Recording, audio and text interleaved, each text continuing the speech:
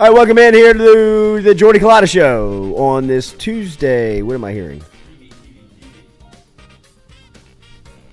Live here on this Tuesday, Jordy Culotta Show, driven and powered by Ghost Chevrolet. We're going to talk to Billy Embody coming up here at 8:30 this morning, 8 a.m. this morning. We're going to talk to Brody Miller at 8:30 this morning, as both will be here talking LSU football offseason. Miller's going to be here talking an enormous story that is happening within the athletic department. We'll talk about it a lot here during the first hour. We'll get his thoughts on it from Brody coming up in the second hour, and we'll talk recruiting with Billy as more recruits are heading on to campus for LSU. We'll ask him about the last couple of days and weeks and what they've meant like for LSU. The Carpool Queen is here. Lloyd is here. Jamil is here. Stewie is here. As we are live here on this Tuesday, make sure you hit that like, share, comment button. Every day we are driven by Ghost Chevrolet. Remember our friends over at Ghost Chevrolet, G-E-A-U-X. Chevrolet.com is where you can find them online. Used cars out in LaPlace, Louisiana, and new cars here. New cars in LaPlace, Louisiana. Used cars over here in Baton Rouge at Go Express Auto Sales. And our phone line, daily, brought to you by Metropolitan Health Group. So a couple of guys on the phone line this morning in Embody and Miller. Talking some all-season LSU football. Omaha is quickly turning into the SEC Invitational. I can feel Katie's angst. I am so upset. I know you I are. did have the game on yesterday, and I was just kind of in and out of the room doing a bunch of laundry and just angry. Ooh, wow. Angry. The mad cleaning. It was. Yeah, I was that's when you mad scrub cleaning. the corners, scrub the corners and get the spider webs. That I was sounds mad awesome. folding clothes, Yeah, whipping right. those Kids, t-shirts yeah, out. right. folding See, I thought you would go the opposite way. It's like, why don't you do your own goddamn laundry? I'm going to my room. I'm going to my bath. The hard crease. Yeah. Damn. No, I have to stay Cracking busy. this thing. Yeah, I have to right. stay busy during it. I mean, no way they're going to win this thing Nobody like the hangs year after. t-shirts, right? I don't. Oh, wait. That's a serial killer move, I right? do hang some t-shirts, no. but only It depends like on the brand. nice Just long sleeves? t-shirts. I hang No. up my t-shirt. You do? Really? Damn, Stewie. Oh God, thank Am you, I a serial Stewie. killer? I thought I I was knew you gonna were be the strange, only bro. one. Hey. I All hang of them? like nice ones. Well, like the nice ones, the good Okay. ones. Yeah, I ones that like- you don't want like wrinkled up with like Like fold a regular creases white all over t-shirt. them. I'm not See, hanging Jordy's it a up. big fold guy. Yeah, I am. I mean, I fold a bunch of I feel them. like you actually like to do laundry. It's one of the few things I've noticed at your house whenever Okay. back in the day. Well, I mean, I only wear only wear a couple of things, and then I went through a little summer purge here with the garage sale. I did a lot. Did you sell some of your clothes? Well, I put them What'd on the you rack. sell? I Did you did sell. You don't want He any of sold his this? clothes. I did sell. 75 I sell like cents. I sold like 3 threads of clothing. Like no, I mean, but I had a rack full. Which I mean, I cleaned the closet out. That's good. Doesn't that feel good? It's very liberating. I know. I love that But feeling. the But he stuff didn't is have still much. under the garage. Yeah, That's it. people don't Oh. So love I'm clothes tempted at to a maybe garage like sale put some anymore. stuff back in, but I'm not gonna do that. I'm not Don't gonna do do that. it. I'm putting everything Just in the back of donate the it. truck and I'm donating it to Goodwill. Yes. I got some cool stuff though, man. Like some hoodies I thought that definitely would be moving in the People don't garage do sale. it at Just give 'em garage to me. sales. here's your This guy. We're charity the same case right size. here. Yeah. Wait, $1? Come over. $2? Come Yeah, over. we're supposed to get some shoes. Yeah, 50 cent. Yeah. Go The shoe shopping. game is not what I thought it was. Oh. It's not. I mean, like all the cool shoes I You still wear. and then like all the other stuff is like ripped up. You know what I Yeah. mean? It would almost be like, A slap in the face. yeah, kind of like. I would still take them though. I only have 2 pairs of shoes.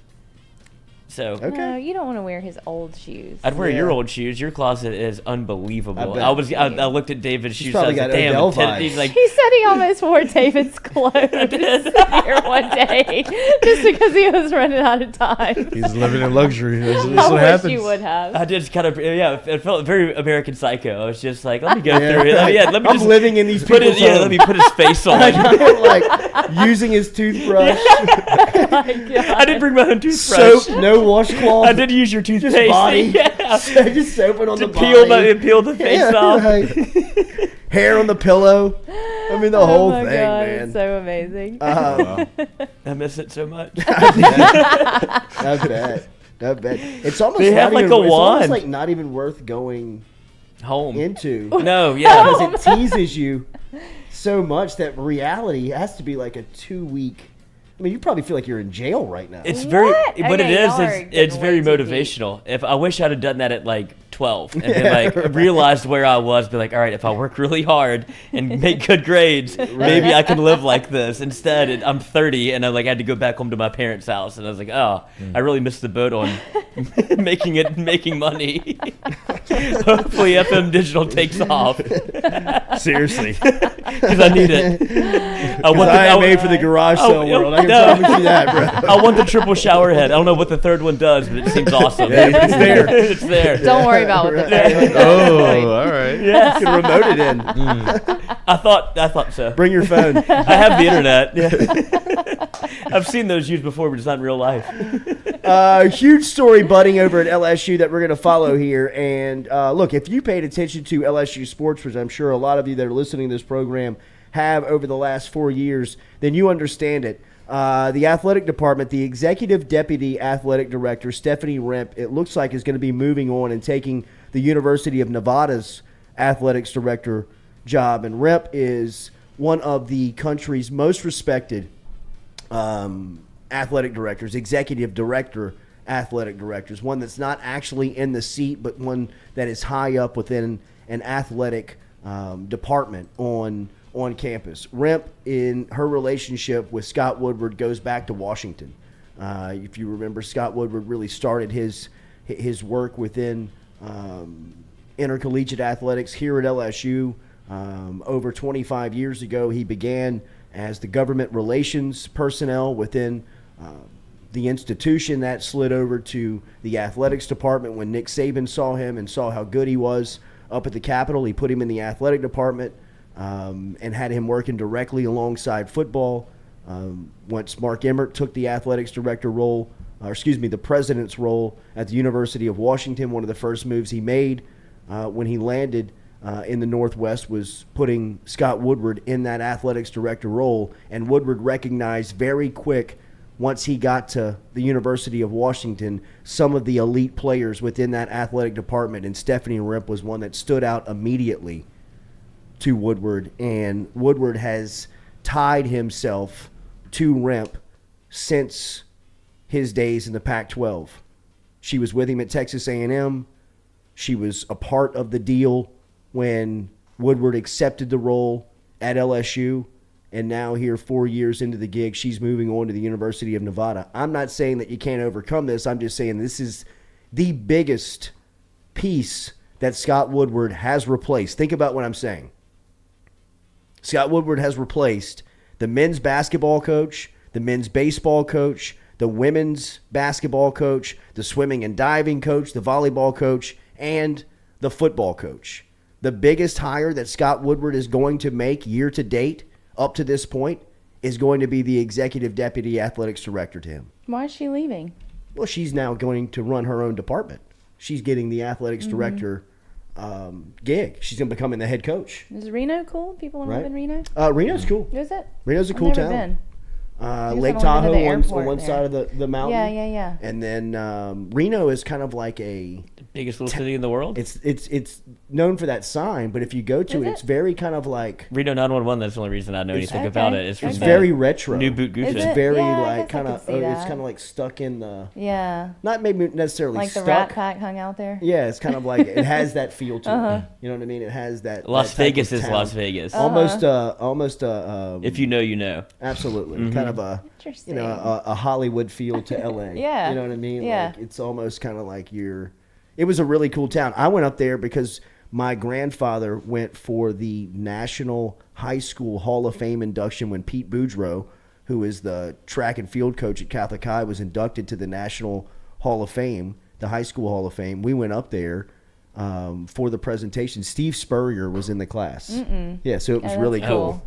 Snuck down to Reno. It was awesome. I mean, it was just he like spoke to the room, dominated the room, and he was talking about his high school days.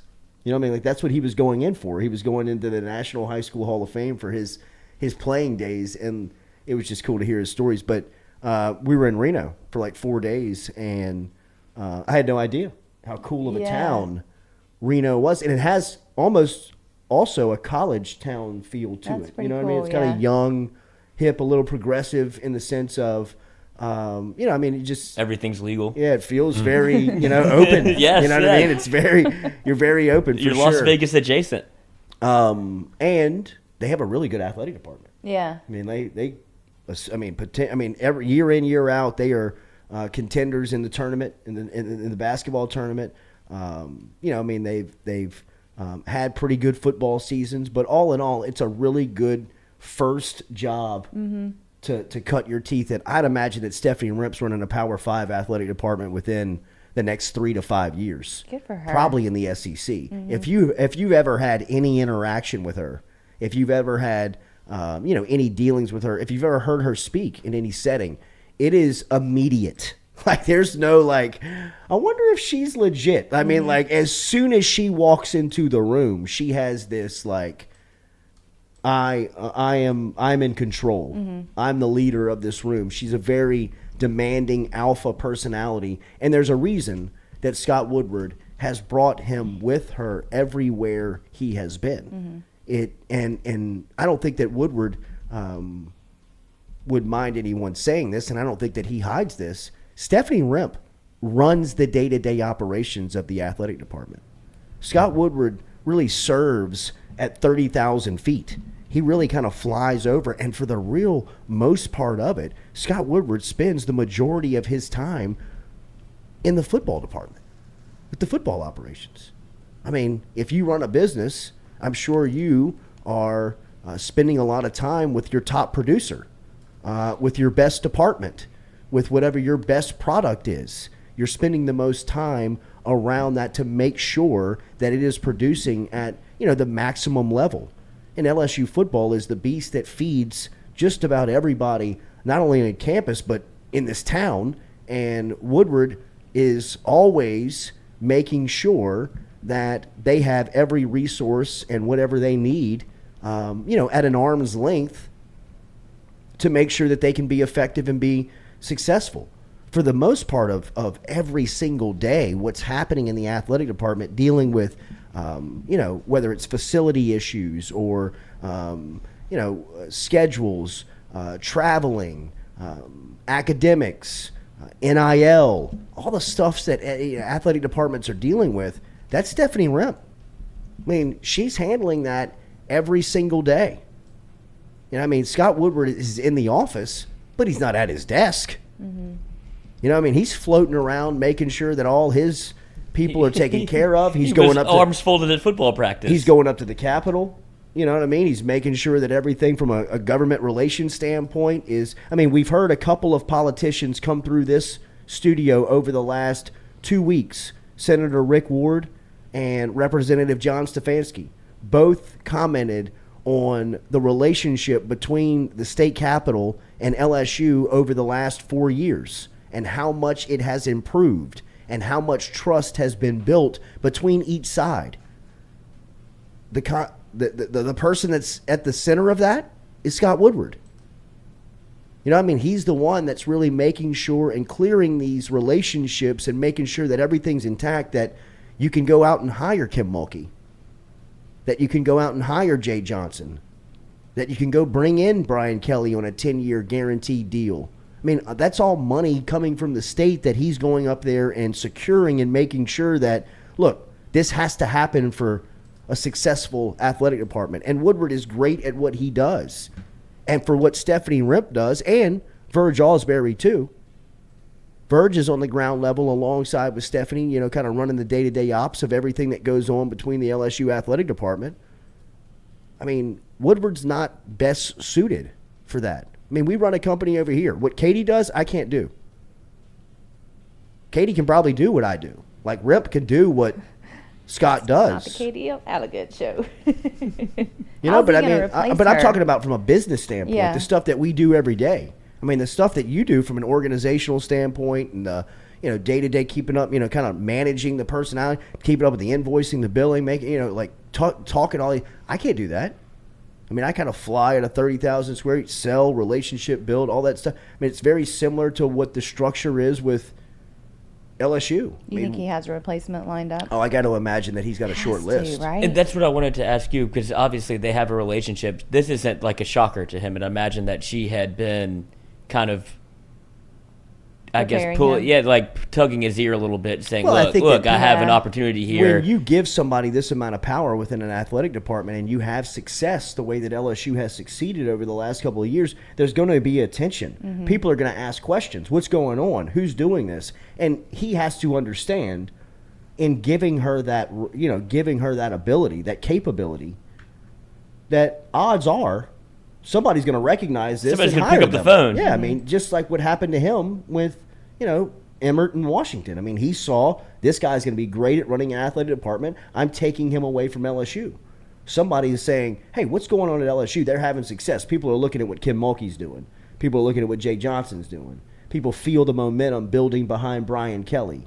People see what's going on as far as the athletic department's reputation starting to, you're starting to turn the bow on what feels like a 800-foot tanker That was sinking. that was just dead, right? That, was just nosediving. And finally it's starting to head in the right direction. They're starting to get some momentum of things happening that feel right around it. How's that happening? Who's at the center of that? Who's doing that? I mean, people within athletic departments around the country are saying, how's LSU gotten out of the mud so quick? At least from a reputable standpoint, they're still dealing with a lot of stuff and BS that they've got to, sort through to get back to where they feel like the department is really kind of clicking at a high level. But, if you have any knowledge about the day-to-day operations of what goes on in the athletic department, you understand how big of a story this is for LSU sports. And just that it's going to be a big spot to replace. And I say that with full conviction that Woodward has turned over the athletic department. Every face that has any type of meaning to the bottom line of LSU sports is a hire that Scott Woodward and Stephanie Remp have made.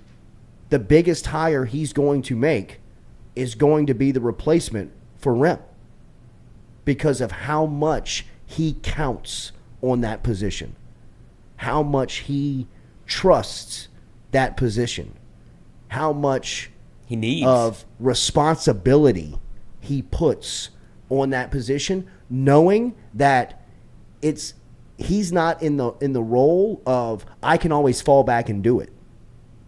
Right?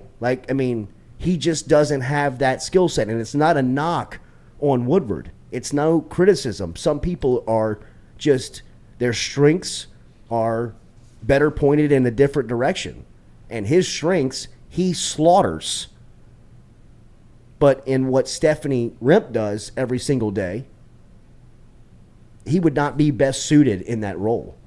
And he knows that. He knows that better than anyone. But what I'm just stressing is that I'm sure he does have a list, and I'm sure he has an idea of who that person is. He may be in-house. Yeah. He or she may be in-house. I don't know. But whoever the next person is at that spot, he better not miss. He can't miss. Right. He's got the luxury to maybe miss on a person even like Jay Johnson. He can't miss on Brian Kelly. If he misses on Kelly and the LSU football coach, it'll cost everybody their jobs.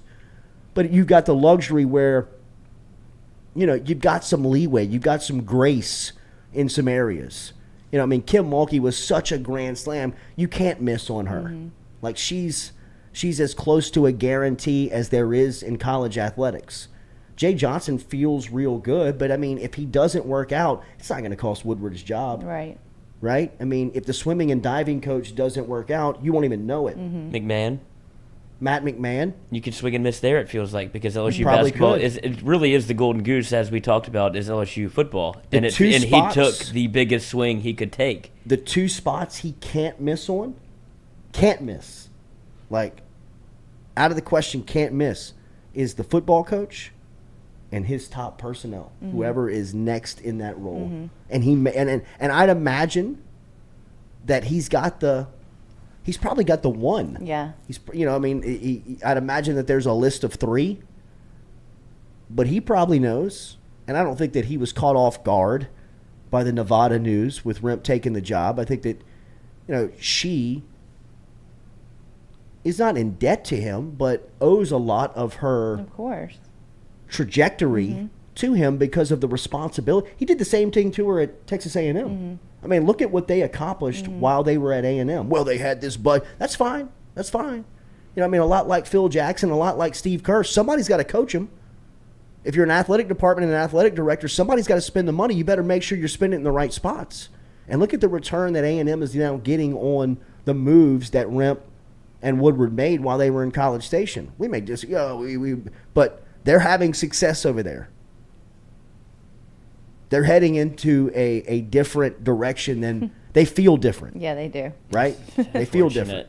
And two of those moves and why they feel different is Jimbo Fisher and Buzz Williams. And Schlossnagel. Yeah, we didn't hire Schloss. I know, but I'm just saying, like, everything is kind of clicking for A&M at the time. It's just everything's kind of, it's unfortunate. It's just unfortunate. The bubbles. Yeah. So The ass slap. The ass slap. If you want to go viral, just tweet about A&M. Yep. I know, right? 8-4. 8-4. Make some cups. Remember Daily, we're brought to you by Cajun Ready Mix Concrete, online at CajunRMC.com. Get in touch with them online at CajunRMC.com. They can help you out today with any project that is industrial, residential, municipal, whatever you're looking for. Government, they can help you out with your concrete. Online, CajunRMC.com, CajunRMC.com. They got 9 locations, concrete locations, plant locations around the areas. That means if you order your concrete here locally, you'll get it on time to the exact specification. Learn more about Cajun Ready Mix Concrete online at CajunRMC.com. CajunRMC.com. They got a beautiful website. You can learn all about what they got going on at Cajun Ready Mix. CajunRMC.com. CajunRMC.com. Couple of your comments here. Don't forget, tomorrow we'll have our mailbag segment. Get your mailbag questions in. If you've got a mailbag question, we'll read them every Wednesday. We have confirmed that LSU transfer running back Noah Kane is going to be in studio with us tomorrow at 9 a.m. We've also confirmed that Matt House, defensive coordinator, is going to be here on Friday.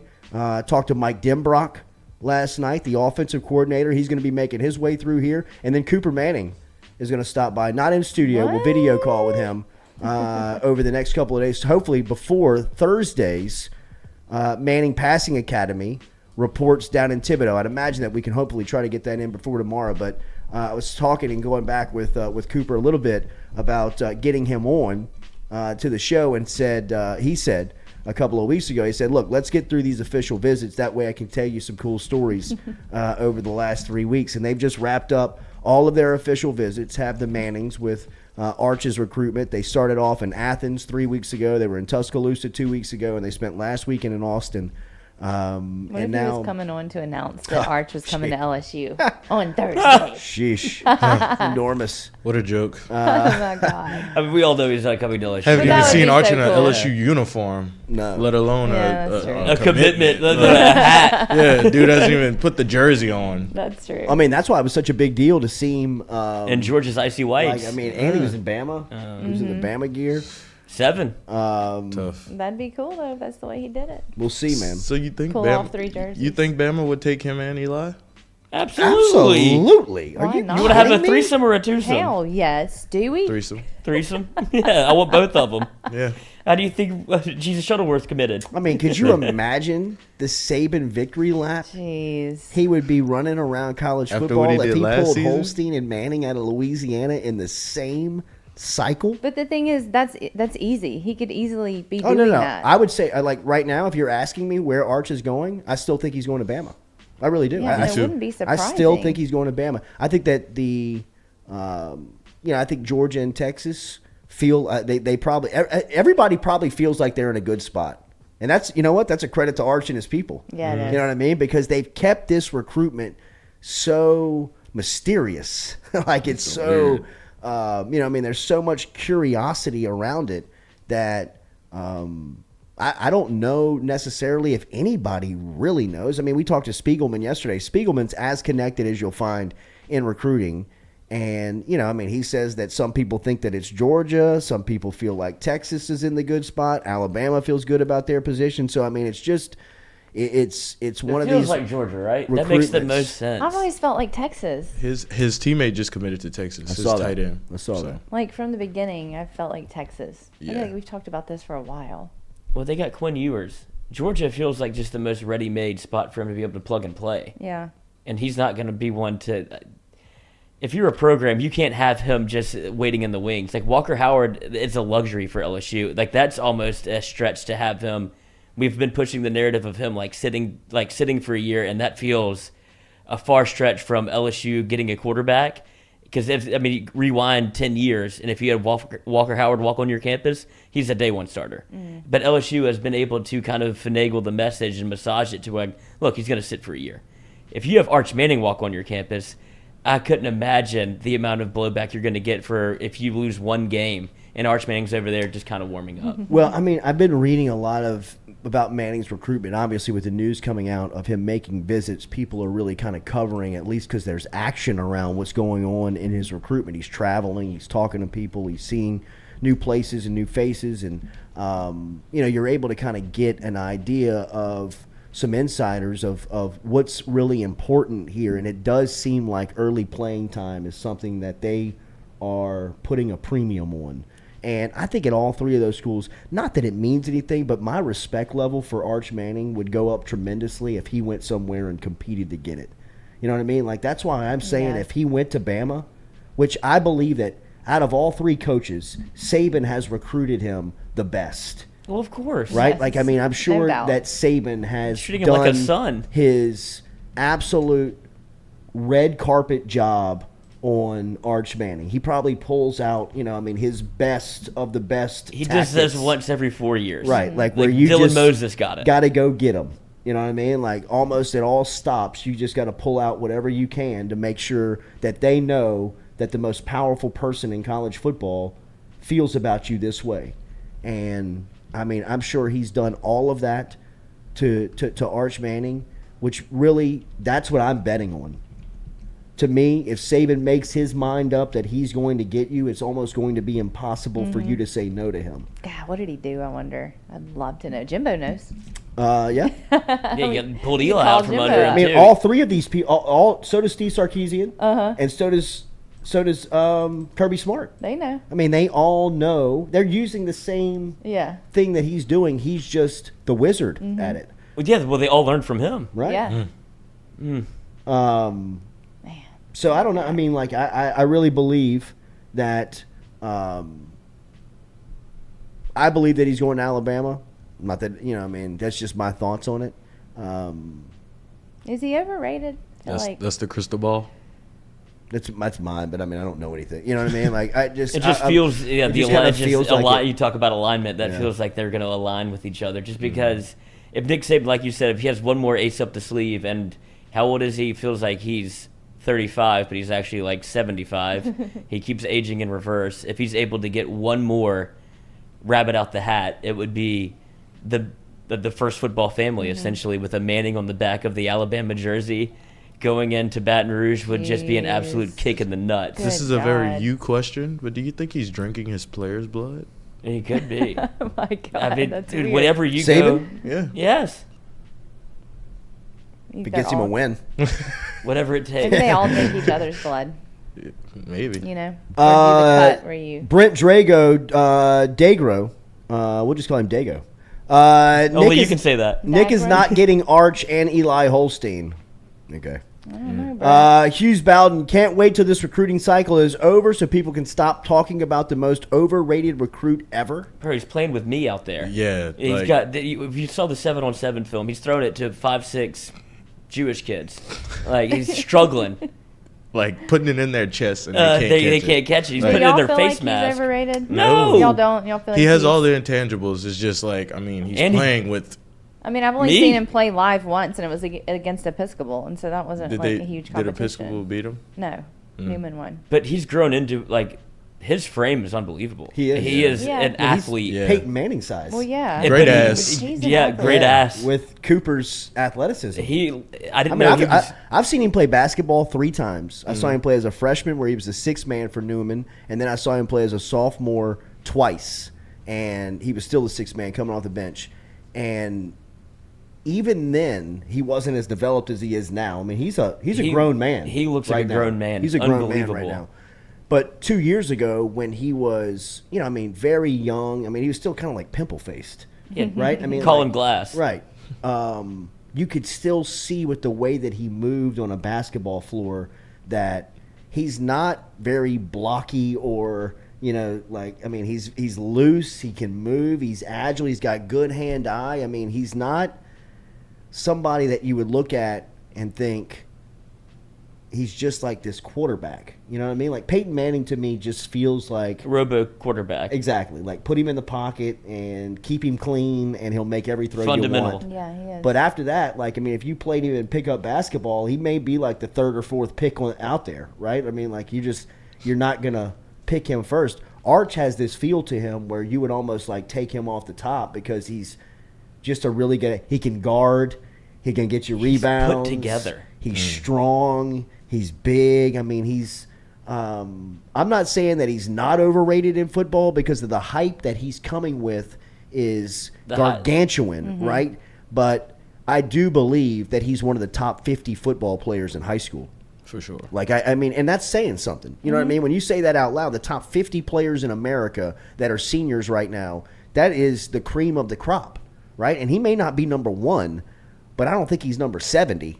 You know what I mean? I think he's somewhere in the top 50 of the top football players in the country, which means to me, by the next 2 years, he's going to be making plays on Saturday. Wherever he is, he's got potential to be making plays on Saturday. He may not be a day one, play one starter, and I'm sure whoever's recruiting him is telling him that they'll give him that opportunity. But, I mean, that's a hell of a position to take on that responsibility at that level, at that age, right? I With mean, that like, name. Sure. I mean, even really, if you rewind the tape and look at the way that Peyton Manning got thrown into it, his first game in Pasadena, in the Rose Bowl versus UCLA, I mean, was it Todd Helton? Was it the Colorado Rockies first baseman, the quarterback that went down that day? He was I believe he was I know that Peyton Manning and him were in competition on the team together, but I believe Helton got hurt that day at UCLA, and Peyton Manning's like thrown into the game like Keith Jackson. You know what I mean? Like, Yeah. is calling the game like, The here we granddaddy. go. You know what I mean? And we're off and moving with Peyton Manning. I mean, like, he looks 12 out there. Wait, did you say the Colorado Rockies first baseman? Yeah, Todd Helton. He was the quarterback. He was the at quarterback. UCLA. What a stud. Weird. He was a stud. No, was it against Tennessee. Tennessee, Yeah, yeah. he was a quarterback for at Tennessee. Yeah. For Tennessee. Uh-huh. Okay. And he goes down, and Peyton Manning comes in. On the first game that Manning is a On college campus. football player. I mean, like, the first game, Tennessee goes out to UCLA and plays the Bruins in the Rose Bowl, just like LSU did this year. But it was on, like, ABC. Keith Jackson's calling the game.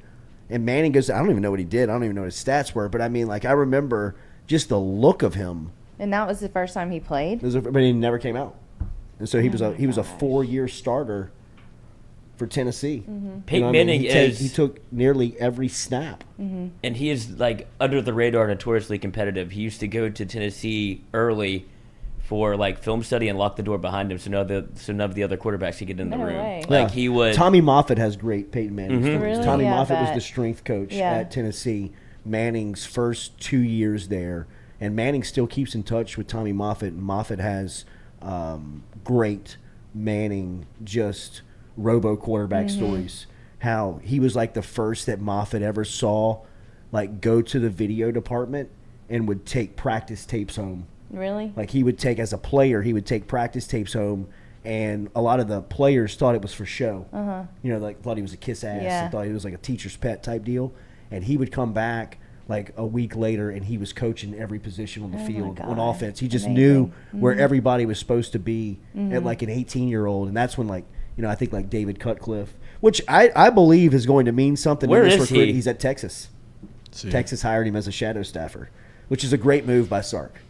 It's a fantastic move by bringing him in What is because it? It's incestuous, those two. David Cutcliffe was Eli's head coach, Okay. and then he was Peyton's offensive coordinator. Okay. So he called the plays at Tennessee while Peyton was there. He was so good at that. Ole Miss, which was a great business move by Ole Miss, saw how Peyton and Cutcliffe hit it off. Eli obviously was always making the trips with Archie and the crew and the family to go watch Peyton play. Cutcliffe gets hired by Ole Miss. It's mindless for Yeah. Eli to go to Ole Miss. He's a 4-year starter there. And now Cutcliffe, who was running Duke football But- the past couple of years, now is he at Texas? As a No, shadow the staffer? SEC snatched him up. He is the special assistant to the commissioner for football relations at the Southeastern Conference. Oh. I So was about to say, he he's did in get hired by Texas. Texas, and then SEC swooped in and Then you said, would no, think no, no, Arch no, should go no. there then. Got a little more money for you. Wow. Yeah, Arch is just going to play for the SEC.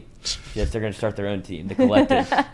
Said everybody you pick 11. Oh my God. I wonder if Sankey came in and was like, Kirby Smart's not getting him, Saban, you're not getting him, we're getting him. The SEC's getting him. Just so nobody can say that this is how y'all got Arch Manning. He's going to the Breakers. Wow, what a break for Sark. man. That sucks for Sarkeesian. I mean, he had his legs cut out from under him. Yeah. So he hired him. Sark hired him in Yeah, Austin. then he left. How long was he there? I'm about to find out. But that's essentially what happened. He was with Texas for I don't know how long. It wasn't very long because I remember when that news broke and we all kind of did what we're doing now, like follow the chess pieces a little bit. And then the SEC swooped in and hired him as special relations to. I don't even know what that job title is. I mean, that sounds very Panamsky Oceanrock. Yeah, just don't go to Texas. Yeah, exactly. I mean, like, so what do you want me to do? Nothing. Nothing. Drive me around. Okay. Call the video people. There seems to be move that comma back one. Okay, perfect. I'll take the job. Daily, we're brought to you by Fresh Chef Kitchen. Katie, they have a promo code? They Fresh Chef do. Kitchen? Jordy 10 for 10% off. I think we got one more week left on that, actually. Any order over $40, 10% off at Fresh Chef Kitchen. We got to get over there. Yes. We got a whole new stock in the refrigerator we need to get into as well. Fresh Chef Eats, we tell you about it all the time. Chef Shane came through yesterday, dropped off the pre-made meals. Check him out online. This is chef-prepared meals for everyone. Weekly pre-order pickup days are Monday and Wednesday each week. You can click the Order Now tab online at freshchefeats.com to pick up. They maintain fully stocked retail coolers in the walk-ins over on Airline Highway if you want to stop in and check out their storefront on Airline.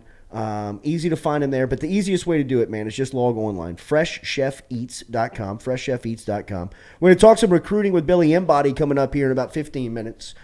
Huge recruiting time right now in college football. There are recruits all over the country that is taking official, unofficial, landing on campuses for camps that are happening right now. If you've got a recruiting question for Embody, we'll talk to him in about 15 minutes.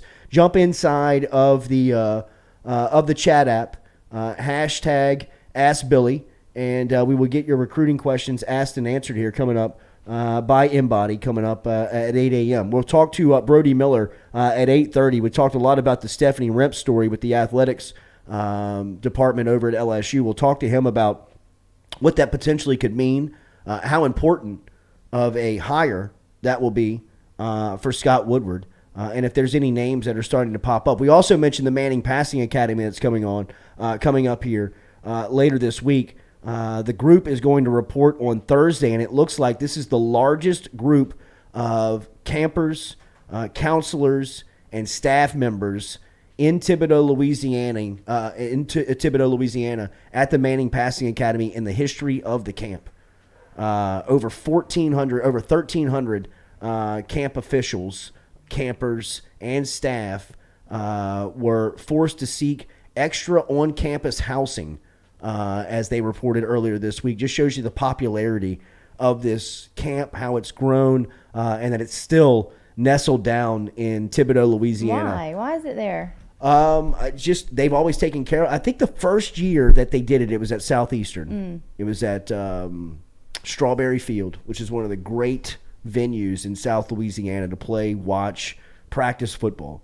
And then it went to Nichols maybe a year or two after it started, and Nichols embraced it. Like they, really allowed the Mannings to kind of construct the fields, the practice areas to how they wanted to do it. Did the Mannings have any ties to Nichols? At the time, no. Just other that they were South Louisiana natives.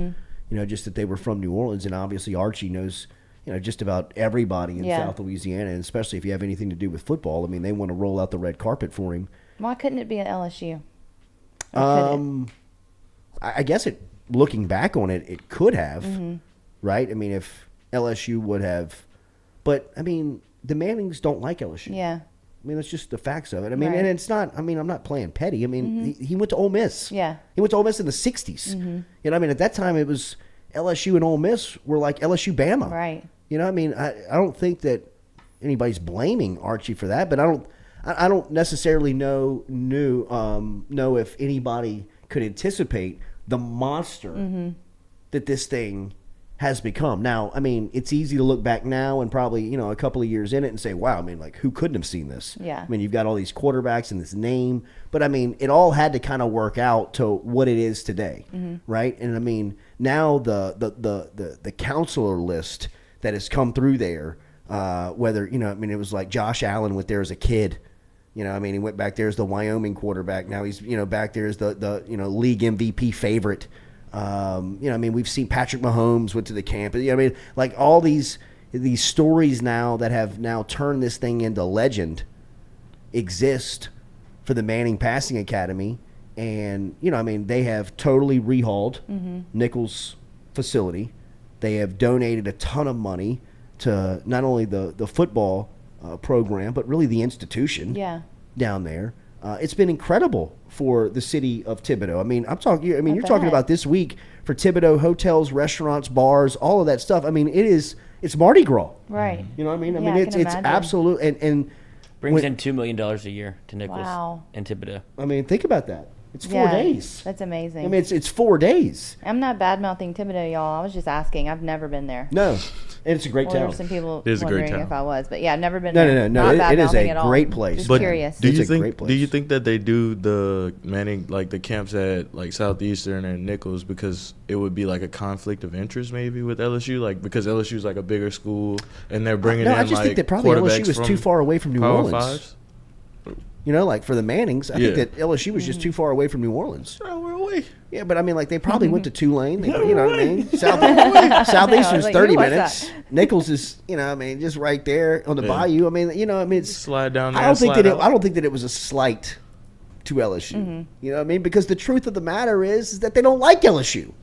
Arch was never coming here. Peyton was never coming here. Eli was never coming here. There was never any debate to that. And it would just be like if, Tommy Hodson or Rohan or, Zach Mettenberger had a kid and they would be like, I'm going to Bama. You'd be like, huh? What do you mean? Even, Rohan would tell his kid probably, you're not going to Bama. You know what I mean? It just ain't happening. What's wrong with you? So it's I don't think that that's a slight on Baton Rouge, and I think it's more of just a compliment of what the camp has turned into, and really it's a compliment to the town of Thibodaux. Yeah. It really is. They have embraced that and accepted that as a part of a yearly tradition. That I'm telling you, if you want to learn anything about the NFL, if you want to learn anything about the SEC, if you want to learn anything about football in general, go to Thibodaux this week. Peter King is hanging out in Thibodaux this week. One of the most respected, well-written writers of the NFL that covers the NFL. Just hanging out down there. College football coaches play. Look at the list of counselors that are going, and this is every year. But take every quarterback in the SEC. I think 12 of the 14 starters or projected starters are going to the Manning Passing Academy. Brennan's going from LSU. Max Johnson's going from A&M. Didn't LSU send 2 one year? Yeah, they sent Brandon Harris and Danny Edling maybe? Was it? maybe so. Anthony Jennings? Golly, I don't know. What a trip down memory lane that is. Y'all can both go. It doesn't matter. Yeah. We stink. I was watching the Arkansas game when they had to put Jennings in. Yeah, when when he hit Trav When Durrell. Mettenberger tore his ACL. Yeah. Great Ugh. catch by Jarvis. Yes, great catch. 10 out of 10 catch. Was there live. Me too. It was crazy. And then here comes Anthony Jennings. He throws that touchdown. We go, oh, we're set. Oh, We got yeah. 4 years of this? Hell yes, let's go. So the I whole was damn wrong. family's Will gonna be there. Joseph Mettenberger's at Bama now. He is at Bama now. Yep. Yeah, he's it, an smells like, it analyst. smells like skull over there. Dude walks into team meeting straight skull. He's got to be a legend, though. I Yeah. mean, I'd imagine he walks in the room like, all right, he pretty fine. I think one of college the career. one of the great Mettenberger stories I ever heard was Mettenberger and Connor Neighbors were.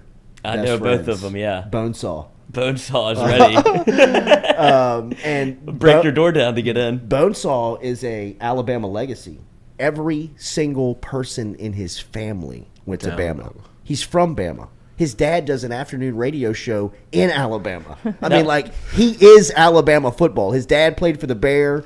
His oldest son played for Gene Stallings. His middle son played for. I mean, like like Connor's got a chance to go to Bama, and he goes to LSU. Well, dude, the funniest thing, Nick Saban pulls Dylan Moses, Les Miles pulls Connor Neighbors. Connor Neighbors.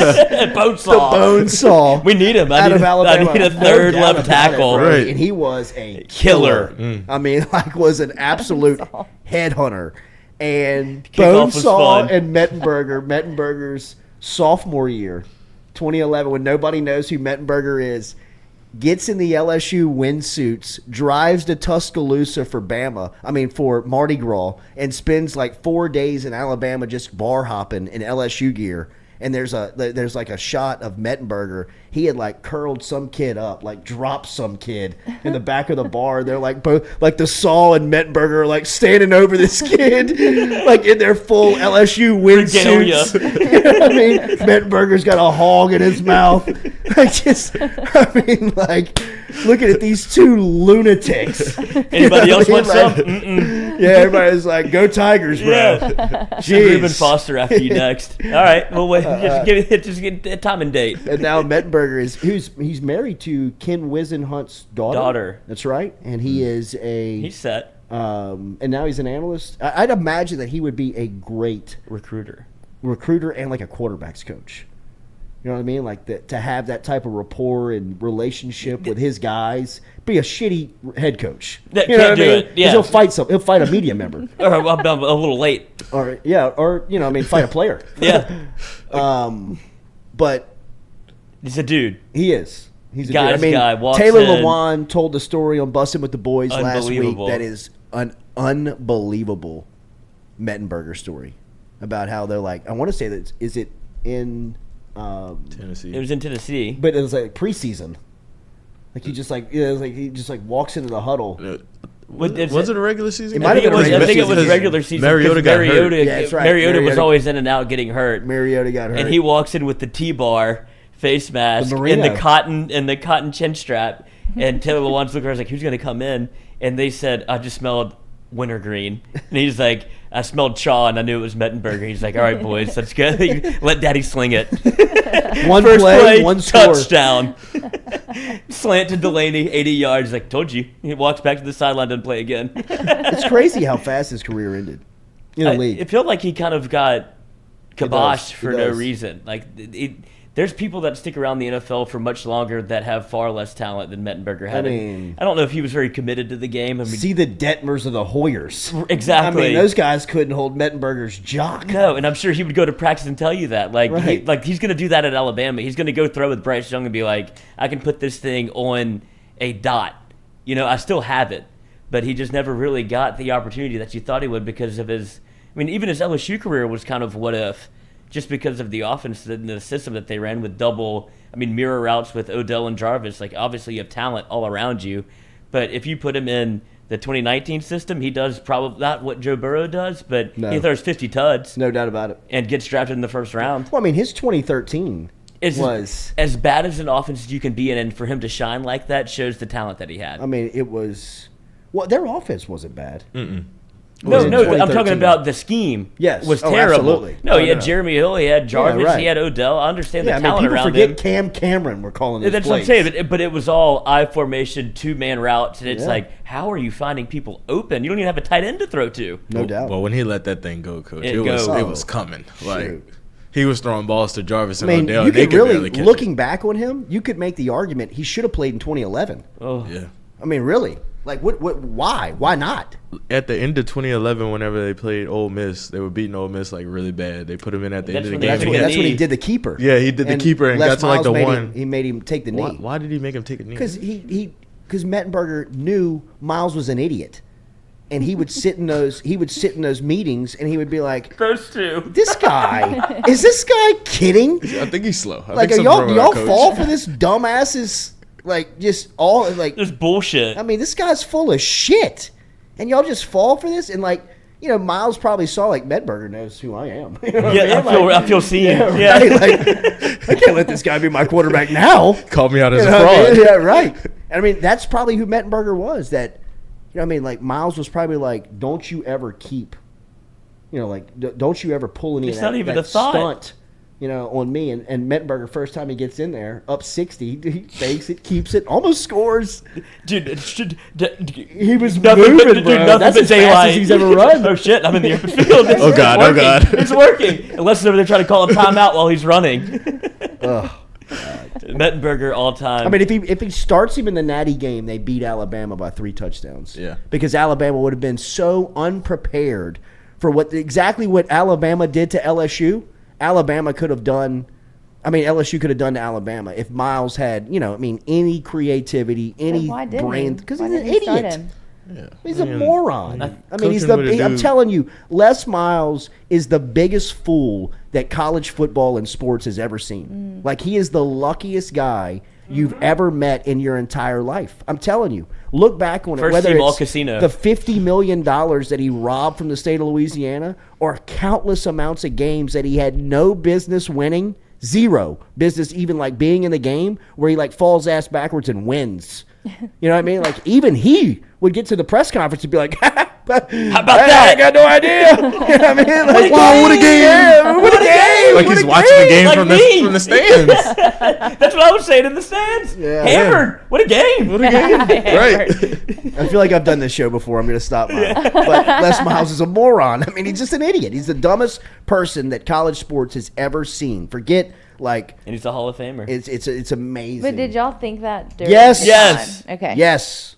His Yes. opening The day whole press time. conference, Okay. 100%. Okay. It's the hardest. 100%. I believe that, y'all. that would 100%. that would split up at Thanksgiving. Yeah. Les Yeah. Miles Really? talk would Right. split. It was like No talking doubt about about it. politics at the dinner table. It's like the room was split on what you thought about Les Miles. Like, how can y'all not see this? Yes. And like, we won some games. He's a a year. family guy. He's a family guy. He's trying to bang every chick in the office. He's Go not in the no football Thanksgiving. What do you But no one knew mean? that then. Katie, if you went in that football office at the time No doubt that about Les it. Miles He'd have was sent you here, a DM. you would have seen. sent you a DM. You would have saw the talent that was in there Yeah. in terms of the women. Right. You'd be suing And for you would be 50 like, million. all right, Right. something's going on Yeah, here. right. Like, it's no way. But people didn't think that then. Yes. Right? Yes. I mean, They I did. feel like They he did. was touted as a family man, though. Like, so many people said that. Big They didn't family know guy. what was going on. I didn't even know about that because I wasn't plugged in to that scenario. But Yeah. I just the Yeah, but it coaching wasn't. was You just didn't. I'm telling you, like, you didn't have to abhorrent. be an insider.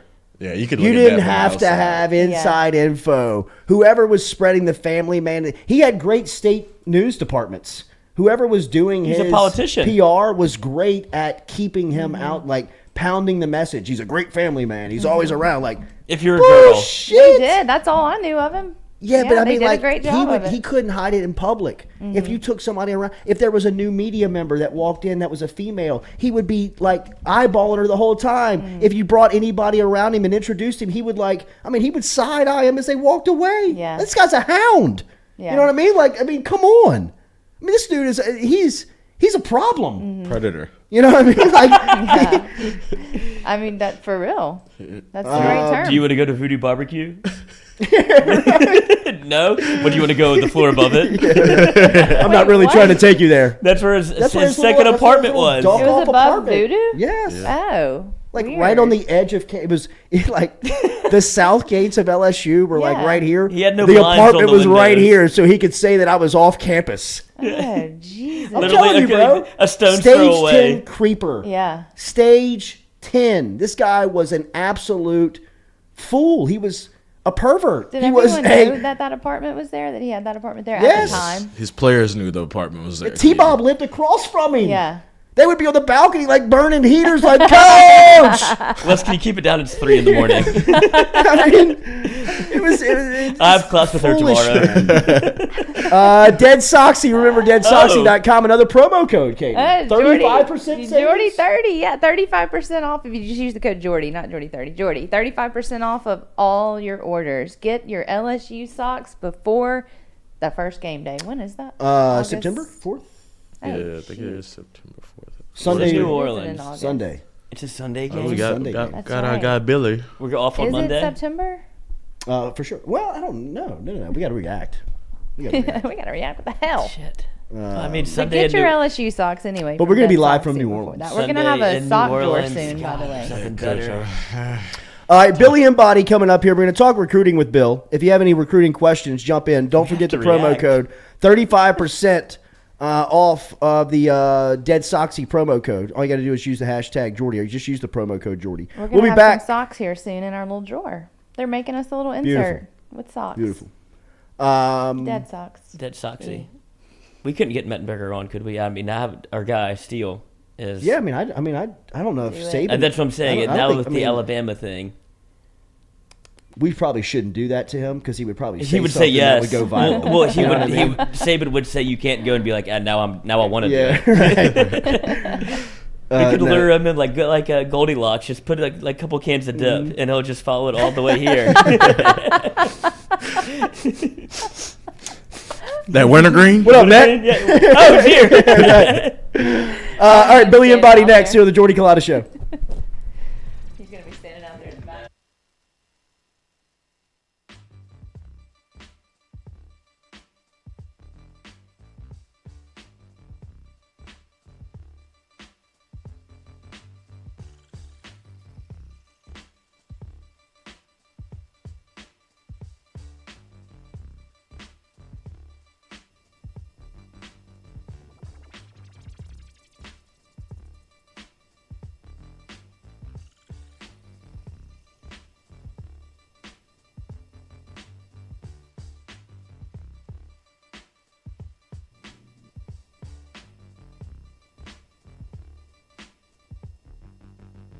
Test 1 2. Test 1 2.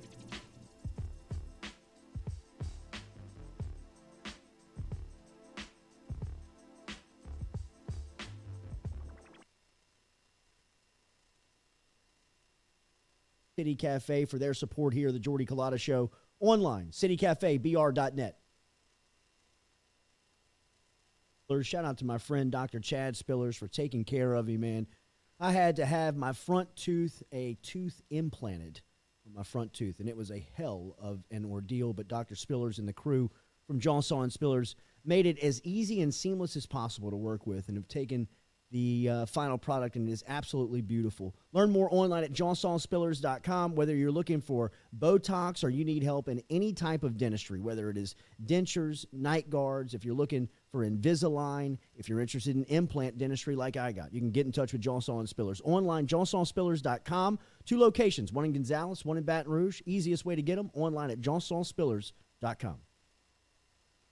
Red Stick Sports, a local staple in Baton Rouge to all sports fans, was founded back in 1981 and has remained a family business for over 40 years. Today, they still have the great selection on the floor, but they're also a leader in custom apparel for businesses, sports teams, and other groups. Take it from us, everybody over here at FM Digital Media. They help us out with all of our apparel. Let them help you out today. Go ask for Cody over at Red Stick Sports. Check him out online at redsticksports.biz.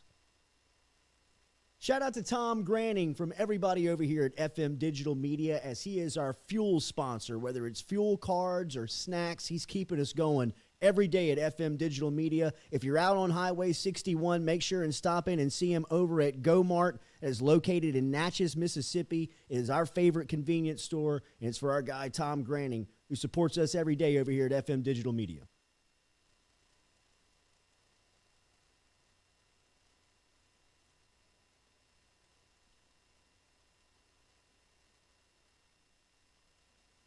Inspiration, man. Appreciate I cannot wait to watch your group play. And the reason we said this to the public, we wanted to get you on, is because everybody that's come through here, recruit, player in the locker room, coaches, have mentioned your name of making an impact on their time or their decision to be at LSU. So keep doing it right, man. Appreciate it, man. Absolutely. Thank you very much. Like I Absolutely. said, you give our guys a platform.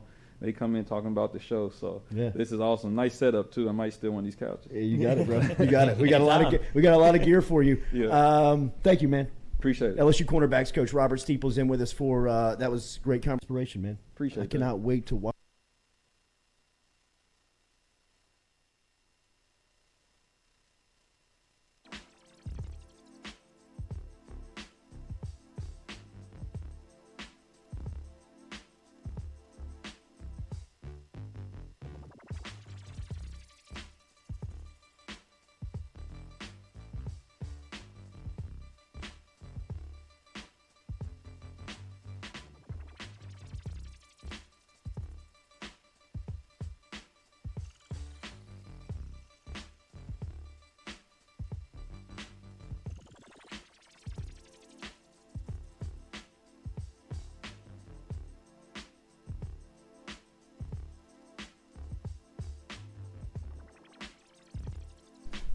All right, welcome back here to the Jordy Culotta Show, driven and powered by Go Chevrolet. Let's link up with our guy. Huh? Billy, poor Billy. He hears everything. Billy knows. He's just sitting there laughing. Good morning, Bill. How are you?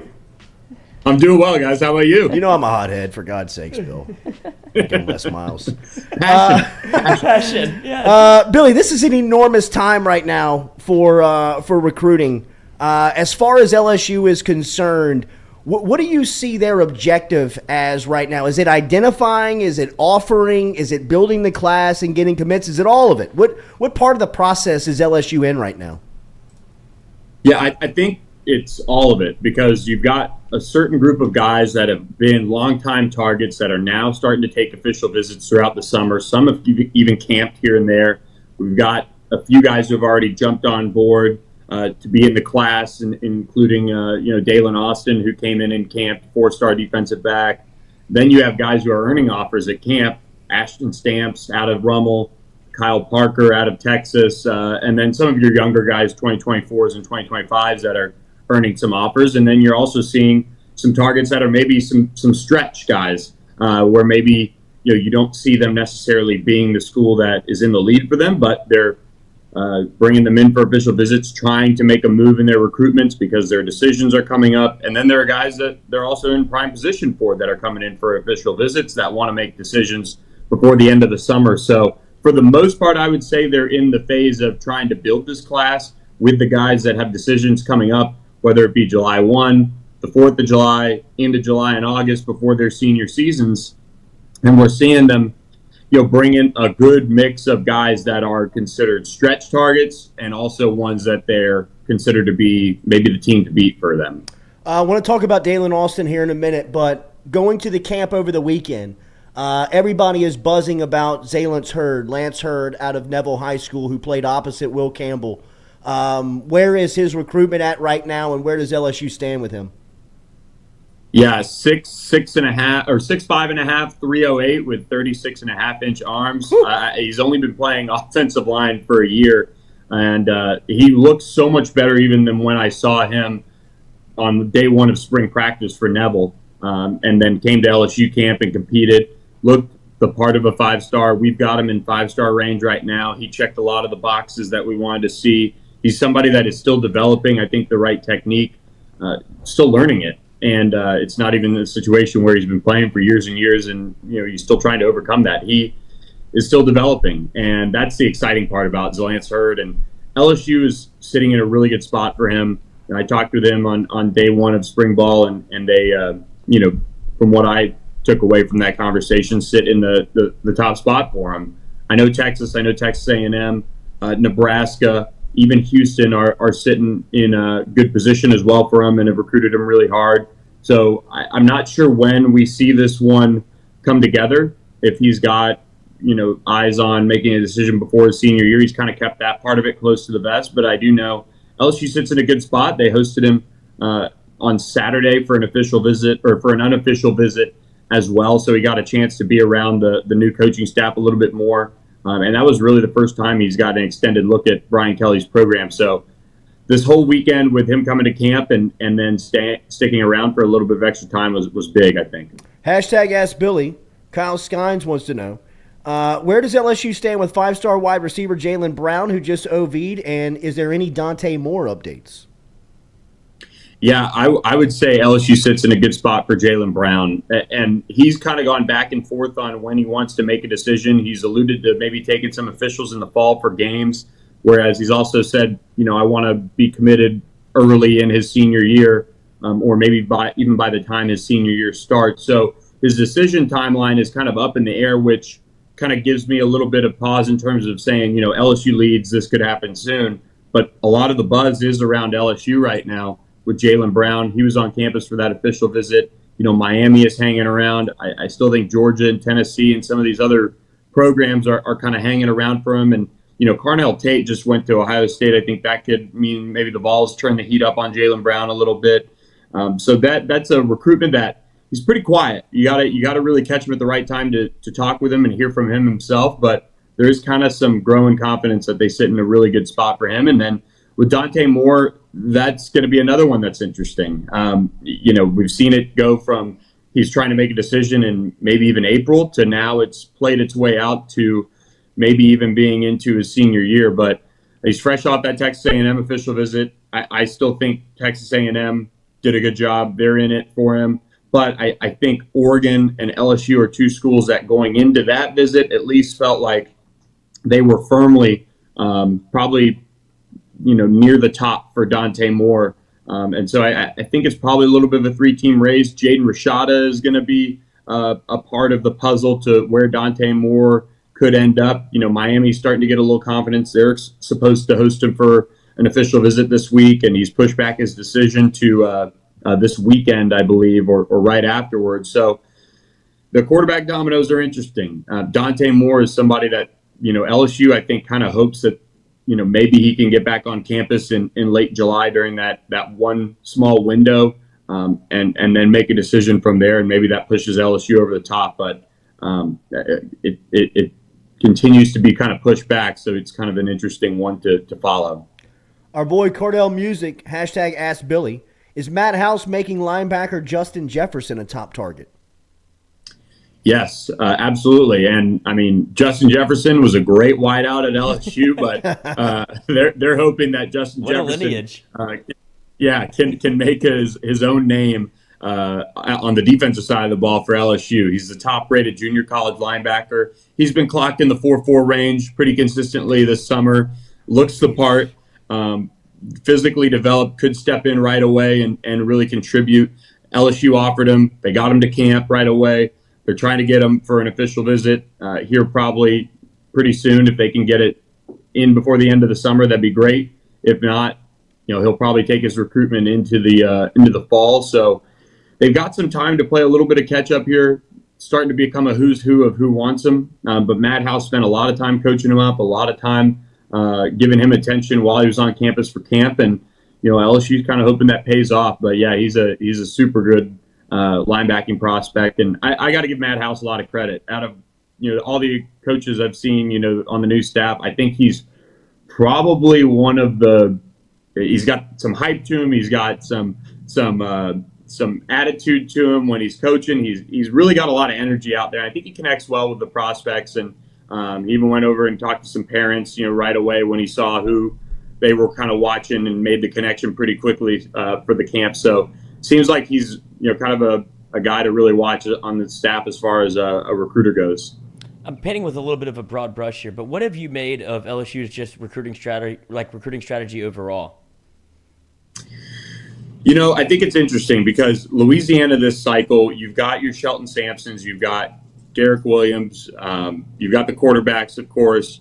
You have a group of defensive backs that, depending on which one you look at, could be considered guys that maybe LSU needed to wait on. Kylan Jackson had some academics. He's getting those together. I think he's somebody LSU's turning up the heat on. You had Jordan Matthews earn an offer. You had Ashton Stamps earn an offer. You had Curly Reed, who didn't camp this summer. Marjavius Moss didn't camp this summer. You have a pair of running backs that are, one's committed to LSU already. The other one, Caleb Jackson, is fresh off a Texas A&M official. You've got some in-state offensive linemen that have gotten a lot of attention from LSU and are huge targets. But at the top of Louisiana is kind of this group that, for whatever reason, whether it's Arch to Tackett Curtis to Derek Williams, you never really felt like LSU over the last year was probably in a good position for them. And so for that reason, you're going to see most likely a good chunk of the top part of the state go out of state. But they've made headway with Shelton Sampson. They've made headway with Kylan Jackson, Lance Hurd, Tyree Adams.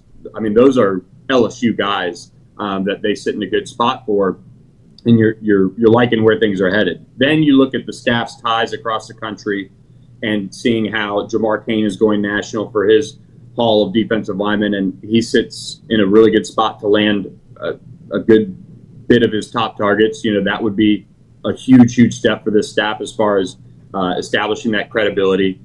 LSU's hunt for linebackers is really a tough deal for like a lot of colleges. I mean, linebackers are really difficult position to evaluate. It's brutal.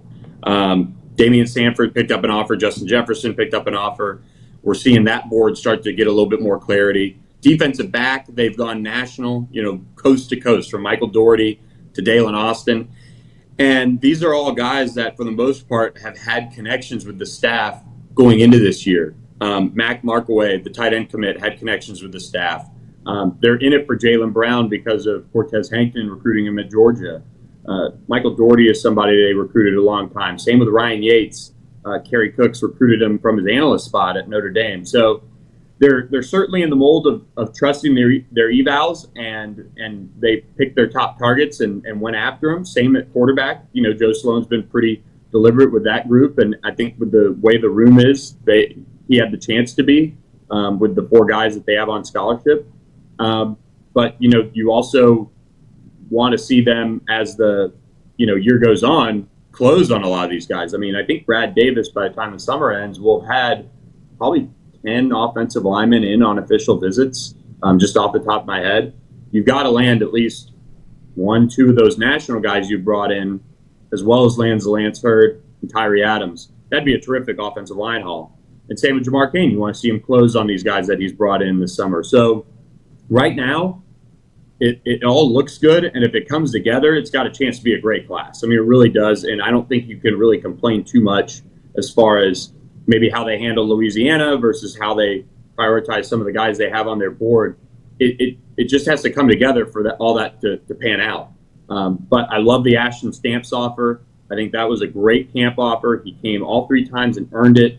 He ran well. Jordan Matthews, same way. I don't even know right now he's going to end up at LSU. He doesn't have an official set and is going to take some to other schools. But, that was a good camp offer. That was probably the right way to handle that. They were pretty upfront with him as far as why and how he needed to earn the offer. But, other than that, a lot of these guys in Louisiana probably were heading out of state, whether it's, honestly, unless somebody came in and just really blew the doors off, they were probably heading out of state regardless. LGZ, hashtag Ask Billy. Any chance LSU lands Christian Gray? I made a call on this yesterday, and I get the feeling that he hasn't told them no, and he hasn't told any school yes yet. So he's still got an Ohio State official visit coming up this weekend. I get the sense that it's LSU Notre Dame, just like everybody else. Notre Dame has held a lot of confidence. LSU has held a lot of confidence. This is one where Robert Steeples coached him in high school. It could go either way right now. But both sides of the kind of the perceived 2-headed race in this one for Christian Gray have some confidence. And it's hard to get information out of him. He's very coy about his recruitment, very complimentary of all schools, and a really bright young man. But right now it's just hard to get a read on if it's LSU or Notre Dame outside of both schools kind of having some confidence. Billy, Lloyd asked you about strategy. Is it best strategy for school to use OVs, official visits, in the summer? Or do you get so far away from it in the season where you don't have that bullet left to shoot? Yeah, it depends on the prospect. And I think that's a part of reading it, as a coaching staff. If this prospect is going to go into his senior year committed and he really wants to shut it down, and it's going to be a firm recruitment or decision, and you think you can get him back for an unofficial for a game in the fall, then you probably push and you take that official visit shot.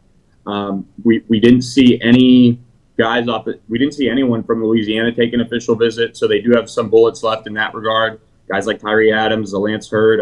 Even if there was a hope and a prayer to land Jaden Osbury late, Tackett Curtis, same thing. They have those at their disposal.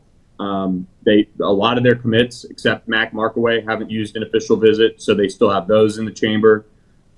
It just kind of depends on the recruitment, because you'd like to say, okay, these kids are going to make their decisions in the summer and all of them are going to be firm and none of them are going to flip. But, it's not always the case. I would say a good number of them are probably going to be firm and want to be leaders in the class of wherever they end up in school. But, some of them are also like Xavier McLeod. He's somebody that wants to, as at least said, he wants to take it into the fall. We'll see if he does that. But he's taken some unofficial visits this summer. He's taken his lone official visit to LSU. But he's been at Georgia, Texas A&M. So that's one where, okay, if it gets into the fall and he is uncommitted, you got to try to get him back for an unofficial visit. And it could go, either way at that point. I have a mixed feelings on official visits and timing on them and how much they actually matter, especially with these kids taking unofficial visits left and right. I mean, some of these kids nationally have been to schools multiple times unofficially in the last 2 or 3 months.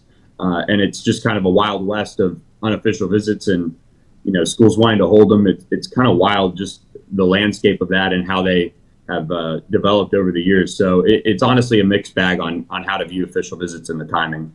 I have to ask you this question. Arch Manning just finished up his final 3 official visits. The Manning Passing Academy gets going on Thursday of this week. Do you expect any news to pop around Manning's recruitment here? And have you heard anything over the last 3 weeks to his trips of Georgia, Alabama, and last weekend in Austin? Yeah, there's a lot of confidence out of Austin that they're going to land Arch Manning. But, his whole family's gone to SEC schools. And I don't know. And I'm not saying Texas hasn't done a really, really good job recruiting him, because I think they've laid out a great plan for him. And there is some aspects of it to like for him. Will Randall, his teammate, just committed there as well. But you look at Alabama, you look at Georgia, you look at playing in the SEC, could be a huge draw for him. And you can say what you want about Georgia's quarterback development, of course, over the last few years with high-profile prospects. But they've done a really good job recruiting him. You can almost kind of see Arch, honestly, playing for an Alabama, Georgia, just being that SEC lineage and all of those things. So I tell you what, it's going to be interesting. I think a decision is going to come this summer. When exactly he makes that call is I'm not sure, but a lot of confidence out of Texas. I would just say Alabama and Georgia are out there lurking, and you can never count them out. Billy, we see the Spittin' Chicklets shirt, the Barstool gear. What do you expect out of this Tampa Bay, Colorado series? Over. Does it go The 7? over. Huge win last night for the Lightning. Huge win last night for the Lightning. I think they got back on their defensive game plan. They didn't really do that in game 1 and 2. They tried to run and gun a little bit with Colorado, and that didn't work out. The game 1, for them to lose that one, that was tough. But game 2, that just completely fell apart. They pinched. They looked tired. Last night they got back to their defensive, mindset of blocking shots, playing tough. Everybody stepped up. They can continue that in game 4. They're going to be tough to beat once again, especially now Colorado might have a goalie controversy. And as long as you're getting shots on Colorado's goalie, there's a chance you're going to pop a few behind them. I mean, it's been kind of shoddy all playoffs. So they just got to keep shooting the puck and play a little bit more responsibly defensively, and we'll see. Maybe we can make a comeback and win a 3rd straight. Bill, last one on the way out, one on LSU basketball. Sean Simeon wants to know, any news on recruiting news out of LSU hoops right now? Yeah, the contact period for 2024 has just started, so you're seeing a lot of offers be dished out. Corey Chess, the number 1 player in Louisiana for 2023, was on campus earlier this month. LSU sits in a really good spot for him. He could be kind of the key that kicks things off for this LSU staff in the class of 2023. He's looking at maybe professionally, but Houston and LSU are kind of battling it out for Corey Chess. LSU's done a really good job prioritizing him from the start. I think he was one of Matt McMahon's first calls when he was named head coach. So that's a big prospect to watch. Number 1 player in Louisiana, 4-star power forward out of New Orleans. And that's kind of the latest and greatest on LSU basketball recruiting. Have a great day, babyface. Good to see you, Billy. Wait, Billy. Billy, Yeah. you can only pick one, Biz or Wit. I would say Biz. Biz Yes, is pretty yes, cool. We yes. actually DM a little bit. We DM a little bit on Twitter and trade some stories, and I've tried to hook them up with a couple people I know in Tampa to get them on the pod too. So yeah, Biz. Get him on Biz this for sure. pod. Yeah, Bill. Yeah. Yeah, do Yes. it. Look out, Do it. bro. Great gear this morning. You look great. We'll talk soon. Thanks, guys. You too. You Later. too. GoFlow IV brings you that segment with Billy Embody. Great recruiting information there. That was about 20 minutes packed with info on the latest of LSU recruiting, little LSU hoops there, and a little nugget on the NHL Finals for you from Billy Embody. Get over to GoFlow IV and 4-0 Spa. hockey betting. Is anyone keeping up with the Unbelievable. NHL? I have no idea what I'm doing. Only him. Only I feel I like- know. I don't know why I'm doing it. Do you but- watch it? Do you? Yeah. You do? I mean, it's fun, but I have no idea what I'm looking Like at. you It's watch it on unbelievable. TV, like yeah. live. You're watching it Uh-huh. live. Katie. Hockey's fun to watch. I mean, it is. I Katie, guess. this man hit us up yesterday. And it was 23 open bets. Yeah. And he was like, it's been 0 days since my last. I relapsed.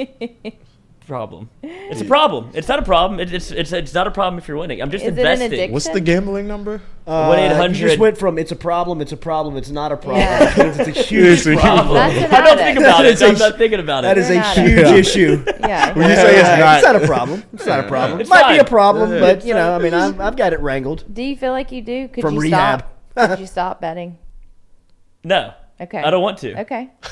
Look at his face. He's There's never nothing. stopping. There's nothing more fun than having action is on a addict game. talk. There is just nothing better. Golly. Literally. When you come out of Okay. rehab about 4 or 5 years from now, you think you'll ever be able to watch sports again? No, it's not the same. Yeah, It's man. just. I mean, I started when I was 12. What do you Who's want the from guy in me? the corner sulking? Do you feel like you're Lloyd. making Formerly- make money? How do you Former- even care about this with no Former money gambling on it? degenerate money? Lloyd. I hope so. Yeah. I mean, do you have I mean, the a account is little- luscious, up 300. Okay. Shout out So to you our keep it in partners your at account. Caesars. That's right. You keep it like in your account. Oh yeah. Yeah. And I do too. I'm I up don't- 300 on Barstool too. I gotta move that over to the Oh. Caesars. I'm A up little 400 transfer? on DraftKings. I got to move that over to yeah, Caesars. it's too. all Caesars now. Who? DraftKings Exactly. is where I Who? started, so I Right? got to move it over to I mean, Caesars. man, Well, we look didn't at- have the Caesars partnership then. Promo We've code always had the FM. partnership with GoFlow. We Get have. over to I need to GoFlow get over IV. there. Go see our people over there. That's where I GEAUX place my Flow. bets. IV.com. It's a great place. Might need a little. Surf. Might need a little go flow this week. Yeah, I Alumni bet you tournament do. Friday. Yeah, I bet you do. Yeah. Bet you do. GoFlow IV. So that's when you piss down your leg. FlowIV.com. Memberships available. Probably 3 will months, piss down 6 my leg. month annual memberships. Baton Rouge's premier IV medical spa specializing in hydration treatments with vitamin infusions. Find them online at goflowiv.com. Remember, if you suffer from chronic dehydration, if you're looking to get a little uptick in your athletic performance, if you're just looking for a hangover cure, GoFlow can help you. GEAUX, flowiv.com. Make sure and mention the Jordy Culotta Show, and they'll take 15% off. Next, Brody Miller, talking a little bit more LSU football. How big is this story with Executive Deputy Director of Athletics Stephanie Remp moving on and taking the job at Nevada? We will ask Miller next here on the Jordy Culotta Show, driven and powered by Go Chevrolet.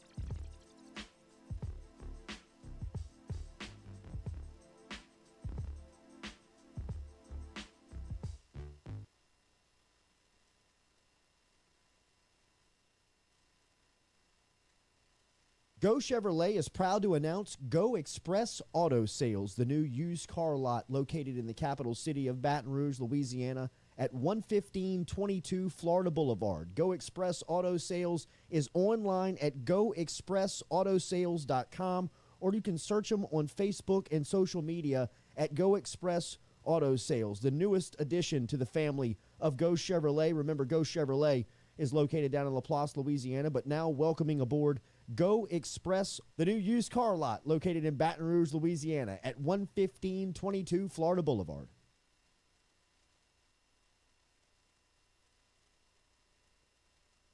The Jordy Culotta Show is brought to you daily by Morales Roll-Offs. Morales Roll-Offs provides dumpster rentals for residential and commercial needs in Baton Rouge and surrounding areas. Morales has roll-off dumpsters ranging from 10 yards to 40 yards to accommodate all of your disposal needs. Search online, moralesrolloffs.com. The Jordy Culotta Show is brought to you by A-Bears Lawn Maintenance.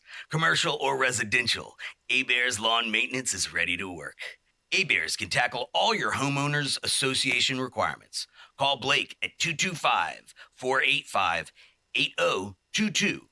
A-Bears Lawn Maintenance. True Blue Water, true hydration at its finest. Right now, you're only a few minutes away from getting your 5-gallon water delivered to you, just like we are over here at the UDL. All you got to do is log on to truebluewater.com. That's TRU, bluewater.com. The website's fantastic over at truebluewater.com. You can get your service and find out how quick it is. You can schedule a delivery, even hop on the billing system right there at truebluewater.com. TRU bluewater.com.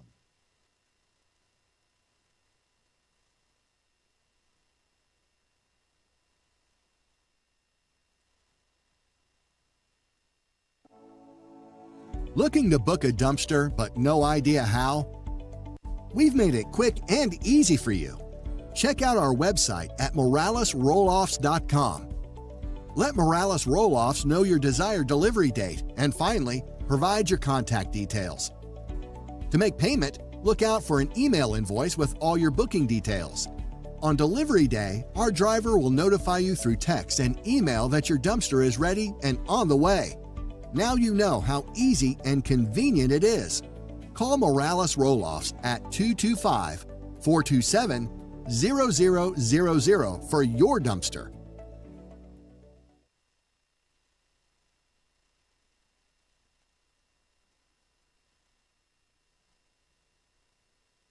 Shout out to Tom Granning from everybody over here at FM Digital Media, as he is our fuel sponsor. Whether it's fuel cards or snacks, he's keeping us going every day at FM Digital Media. If you're out on Highway 61, make sure and stop in and see him over at Go Mart. It is located in Natchez, Mississippi. It is our favorite convenience store, and it's for our guy Tom Granning, who supports us every day over here at FM Digital Media.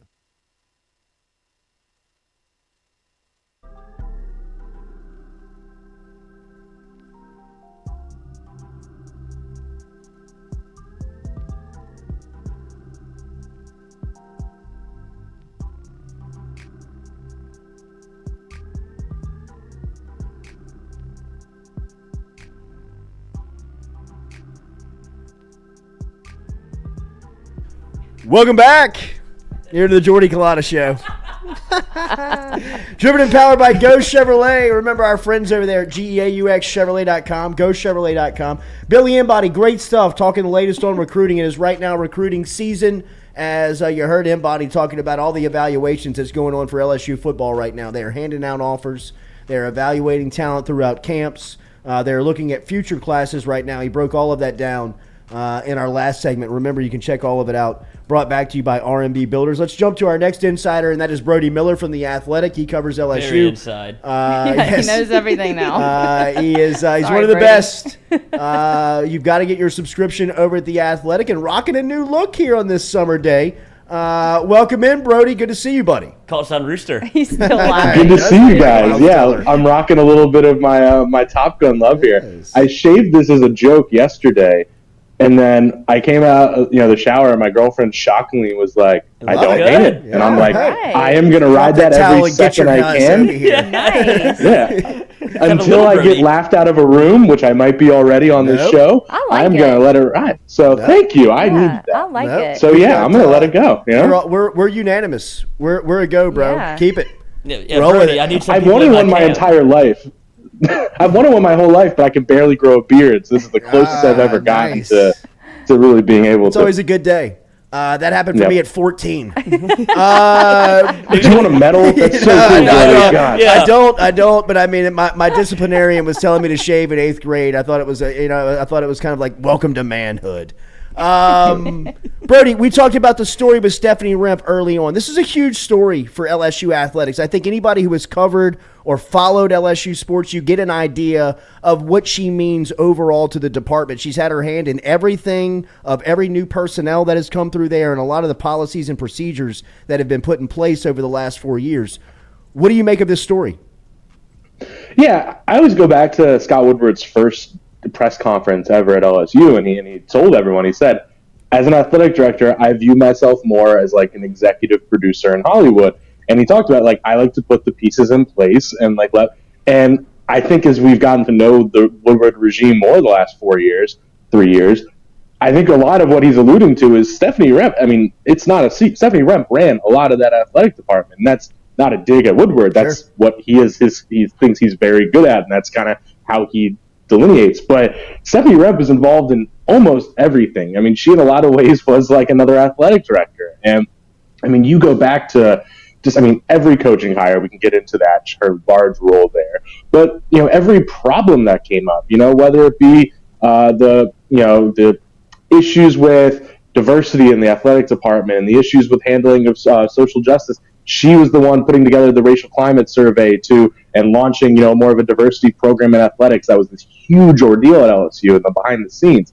That was her. Or a lot of the handling of the problematic sexual assault handling issues of the last decade. She's the one handling that. I mean, business, things like that. She is the one really handling so much of the day-to-day. And yeah, every single time there's a new hire at LSU, the second person that gets mentioned by that coach when they get hired is Stephanie Remp, because she's the one who, to some extent, is on the phone with them the most. I know Kim Mulkey talked at length, I remember even aside, just about how, she probably wouldn't be at LSU if it wasn't for all the constant phone calls with Stephanie, just kind of picking her brain and getting reassurances and all that. So she is a massive part of this athletic department in a way most don't even really know.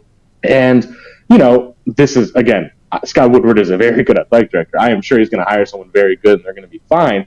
But it is going to be fascinating in a small way because his entire career as an athletic director, from Washington to A&M, now LSU, has been with Stephanie Remp. So it's just going to be interesting to see, I don't know, what changes or how he kind of pivots, things like that, because it's going to be new for him too. Katie asked me this earlier, and I when I answered, I thought, he's got to have the short list in order, right? I mean, he's got to have been anticipating this just by giving her this responsibility that he has in College Station in Baton Rouge. He knew it was going to attract attention, right? You would think so. I mean, I remember even going back to 2019, the title season. I was coming out of an airport and I saw her, and then I found out she was flying to interview for the Cincinnati AD job in 19. She's been up for jobs for years. And so you would think they have a plan in place. You would think, shoot, I bet Stephanie Remp had a part in figuring out who possibly, that's me talking out of my behind, but I bet she had a part in figuring out who replacements might be. But it's LSU. It is one of the biggest athletic department jobs in the country. Plus, word gets around into it. I bet there's even an element of, I bet people in the industry know that at LSU, Scott Woodward's going to give you, the keys to cook a little bit, just based on Stephanie's history. So again, this is all speculation. It's almost a weirder world than, coaching searches where you kind of know all the moving pieces and you could be like, watch for that guy. I'd be lying to you if I'm like, I'm hearing great things out of New Mexico's, or whatever, I don't know, but I do think they probably have something lined up sooner than later. Brody Miller is the writer over at The Athletic. Make sure you follow his work at Brody A. Miller on Twitter. And if you have not gotten the subscription to The Athletic, you need to. I love the mailbag segment, and it's titled on something that's going on right now. And you can read the latest mailbag segment that's up over at The Athletic under the LSU tab. Is LSU focusing too much on out-of-state recruits right now? Is the height of recruiting season. We talked to Billy Embody earlier in the hour just to get the latest on what has happened in the latest of these camps. What have you heard coming out of this camp circuit that LSU has been on over the last 2 weeks? And how do you feel about their approach in recruiting from a national to local standpoint? Yeah, and I mean, I know you guys had Billy on, and I will defer to Billy on so many things. He's the expert. Shoot, when I'm at these camps, I'm usually standing by him and trying to get his evaluations and things. But yeah, I think my read on that situation is, I think, and the question even framed it correctly, right? They're like, does it appear like that with quotations around it? Because I think it's a little bit of just how it appears. I do not think LSU is focusing, is diverting its efforts away from in-state recruiting or anything like that. I think a lot of their effort is going toward your Shelton Sampsons or your Osberries and your Tackett Curtises, all these guys. Like, they are putting that effort in. Those Lance Hurd, those are priorities. I just think it's context matters, right? I think, one, they were entering a cycle that, to no fault of their own, they were behind with a lot of these Louisiana guys, whether it be the quarterbacks or Curtis, so many of these guys, or Derek, losing Corey Raymond, hurt with Derek Williams, things like that. So I'm not sure I'm sitting here that even if they do hypothetically miss on some of these guys, that, by the way, I'm not saying they are, if they do miss on them, I'm not sure that is inherently an indictment on the Kelly regime yet. Maybe you judge them a little harder on 2024 when it's really their recruiting cycle. But also, there's a context of they hired a staff that had a lot of national relationships. Jamar Cain was at Oklahoma.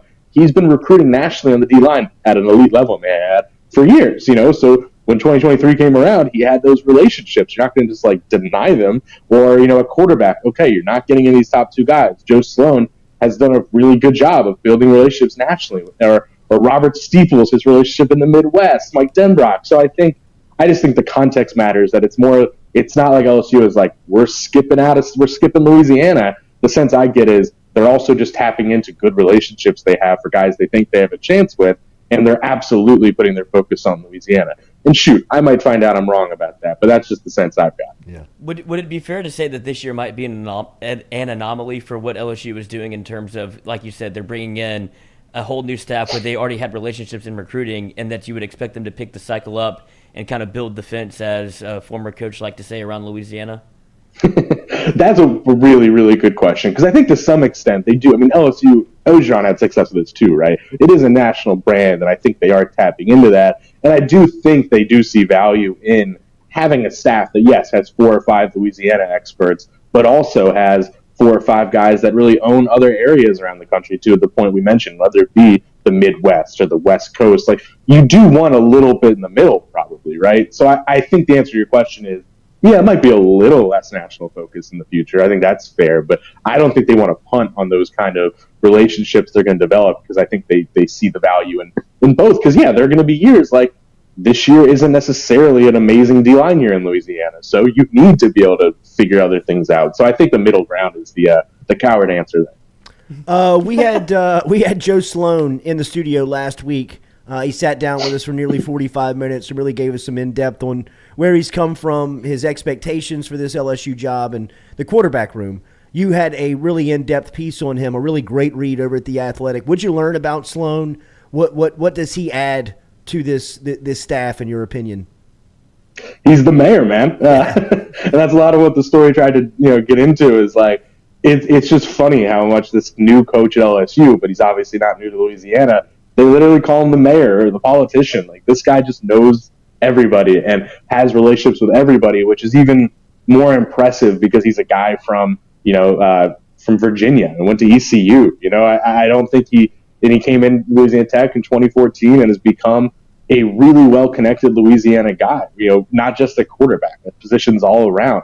But I think the things that really fascinated me, for lack of a better word, learning about him and working on this piece was kind of, the way he's built himself. And you've been around a long time, right? There's coaches who are really good coaches, but aren't like thinking about being head coaches. I think Dave Aranda comes to mind, right? Or there's so many examples of that. They're amazing at their job. It's just not what they're thinking about. And I think Joe Sloan's one of those guys that absolutely, like, he is mapping it out. He spent all those years with Skip Holtz, who's a very obviously successful head coach for years, learning everything he could about roster management, academics. Shoot, he literally had to run the academic department because they had no academic advisors for a year or two there. And he basically just built it from the ground up and was the academic advisor. I think that's a huge plus. Or, he learned how to build an offense. I think he's a guy who is even though I think he'd be a good coordinator, and I bet that's in his future if he wants it somewhere soon, I think he's a guy who honestly might more likely be a head coach sooner than later and kind of build his way up that way. But he's a fascinating dude who is very kind of control freaky, loves to be on top of things and run everything and run it his way and all that. So, and I think you need a handful of guys in any program that are like that. Expectation is starting to build for LSU going into this offseason and into the summer months. We'll see SEC Media Days in a couple of weeks.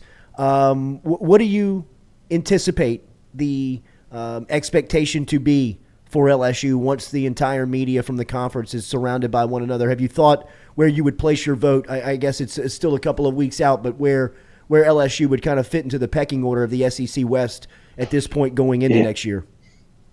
Yeah, it's almost impossible. And honestly, even further than that, I feel like it's going to be, and tough me, I have to just get better at my job, but it's going to be so hard to predict teams from now on, because we live in a time where a third of every roster is changing each year or more. And it's like, half of LSU starters are going to be transfers. You have to kind of guess which transfers are going to work out. Because as I've said in the show over and over, the hit rate on transfers is never going to be 100%. It's a huge transition in their life.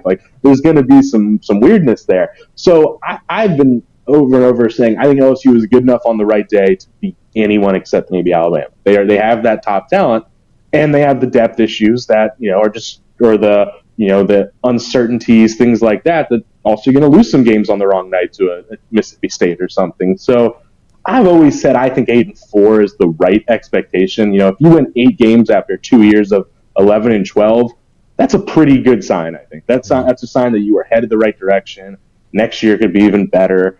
But yeah, I mean, LSU could be favored in 10 of 12 games. That's not unrealistic.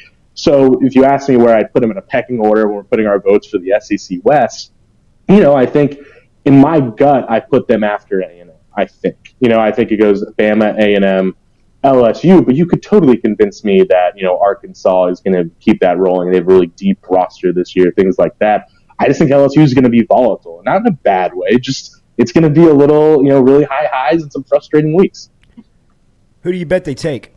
You got any names early on who they take the SEC Media Days? I got Jack Besh and BJ O'Leary. Ooh, great question. No way they bring Besh seems volatile in a good way.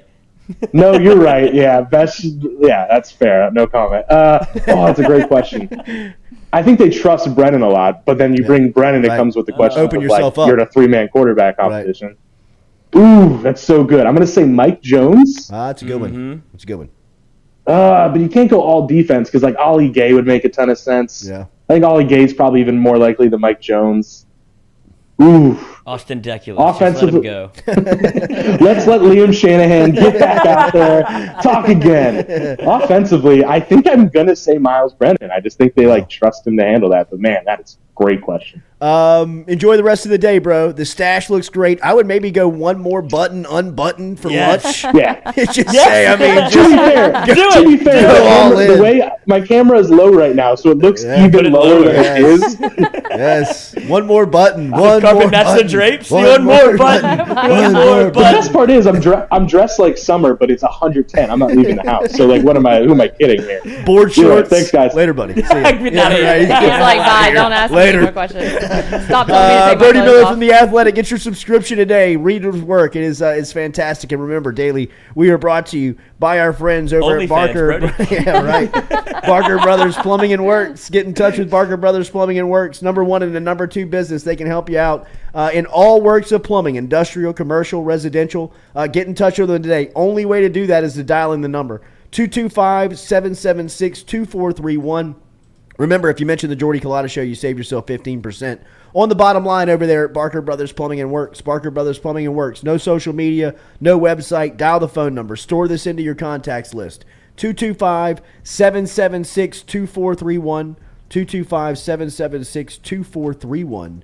As Barker Brothers Plumbing and Works brings you the Jordy Culotta Show every single day. They got a couple of trucks working East Baton Rouge Parish, too. They're not just over in Plaquemine. Check them out. Over at Barker Brothers. For the literal bottom line. Yes, indeed. Good information there in the second hour from Billy Embody and Brody Miller. If you're looking for some LSU football, the latest there, check out those conversations. Remember, everything's always brought back to you by our friends over at RMB Builders.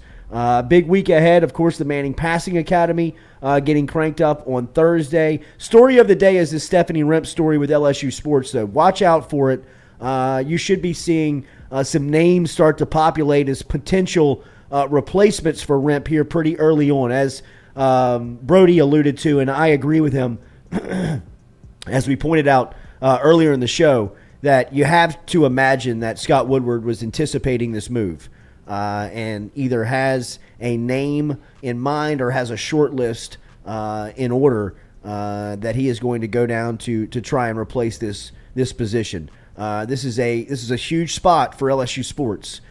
Scott Woodward has made some revolutionary hires over the last year and a half, 2 years, and as Brody alluded to, the same thing that I have heard throughout the process is that Stephanie Remp had an enormous amount to do with all of that news, whether it was Kim Mulkey, whether it was Jay Johnson, whether it was Brian Kelly.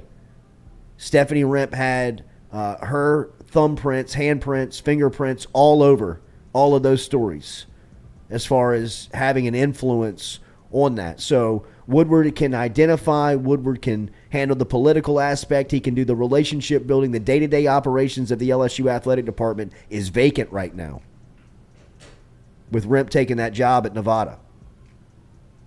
So this is a huge spot for LSU looking to replace. I'd imagine that Scott Woodward is prepared to make this choice and fill this spot. But make no mistake about it, this hire will have a really big impact on what the next couple of years and maybe beyond look like in the LSU athletic department. This is a decision-making position that is open right now within the athletic department. Somebody that is going to have to manage personalities, hire coaches, and implement policy. It's a hell of a task. And Remp was fantastic. And that's, the type of person that you're looking for. So some big shoes to fill. They're big. Size 9.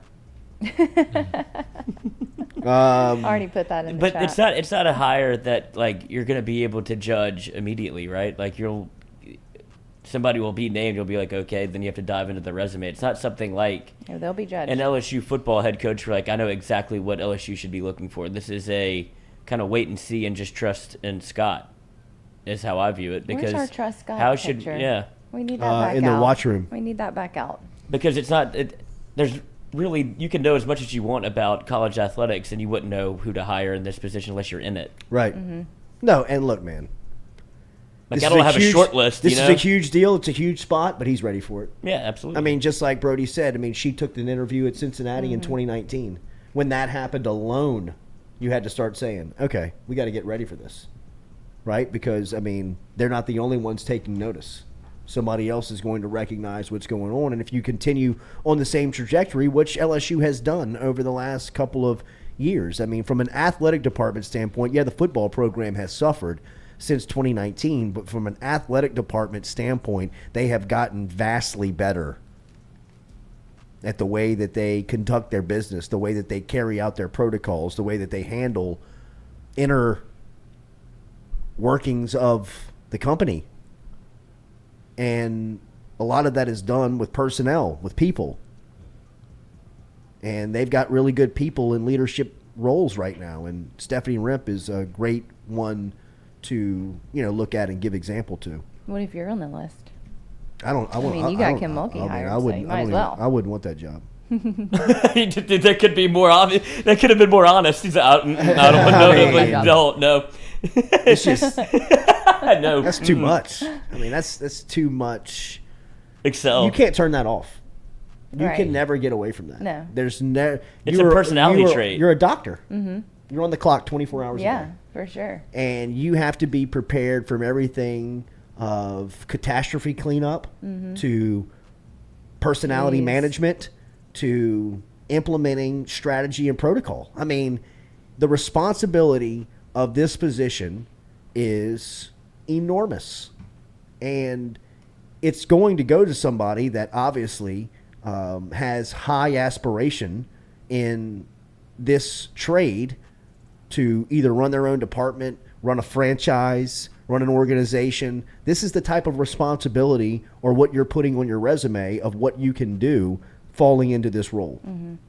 So I would be so bad at this. No, you wouldn't. Oh, I would be. I'm like not. I don't feel like I could do what Woodward does. You know what I mean? Like Scott Woodward is one of the best athletic directors in the country, and his body of work speaks for himself.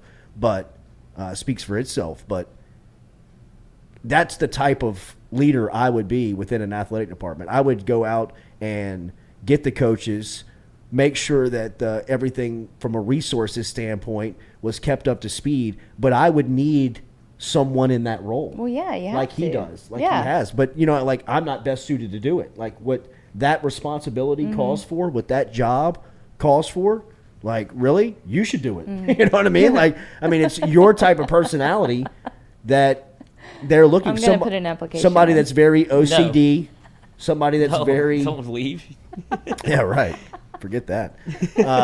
Blocking it. But just somebody that is able to compartmentalize, lead, right? And to be able to turn one section off and put your focus on something completely different while this fire is burning in the back. Right? It's just, it's a hell of a hire. It's a hell of a spot. It's a hell of a position. Exactly. Right. I mean, that's where it was. Yeah. You know. Yeah. So Call Derek. she was in the room that day. Yeah. In fact, I remember looking at the first person I looked at when Ogeron said that was her and Woodward, and she just Looked melted. disgusted. Yeah. She's like, not can't again. even walk this guy out into our own fan base. This is. I mean, This is a room full of LSU boosters. I mean, this guy over here is wearing purple and comedy gold tiger club. printed pants. You know what I mean? belt buckle says Go luncheon. Tigers. You know what I mean? Like you got big time business owners sitting in a room. I mean, looking like clowns with their tiger ties and their tiger ears and their striped pants. Where and do I this send guy my walks money? into a trap in this room. He set his own trap and stepped into it. It was I awesome. mean, just What was So that? glad What we were was there the for room that. after? I mean, obviously you said you noticed Stephanie, but was everybody kind of like, oh yeah. what the fuck did he just say? Absolutely. I mean, dude, you've got business owners in there. There's a lot of successful people in there. You know what I mean? They're like, that can't be the This formula. doesn't sound You like know what I success. mean? Like, that can't be it. I don't know anything about LSU football. That but can't be yeah, the that can't be strategy, the right? move, yeah. I mean, because the guy asking the question was sincere. You know what I mean? How do I help you? Yeah, Yeah, I mean, he he really was like, was. I got a question. You know, he's like, Coach, what if we want to help? Like, what if I'm a business owner and I really want to help LSU football by putting a couple of guys to work or giving them name, image, and likeness deals? Like, how would I even go about doing that? You know? That's a good question. He's like breathing into the microphone like he wants to fight the guy. You know what I mean? The guy's like, you know, like he's like, call Derek. You know, like Next question. Panamsky?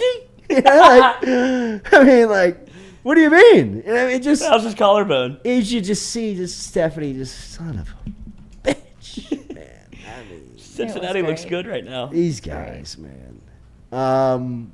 But it'll be a hell of a hire. Mm-hmm. It'll be a hell of a, and I imagine that it'll be pretty quick. Yeah, he's You got know it what I mean? figured Like out. it'll be probably sooner rather than later.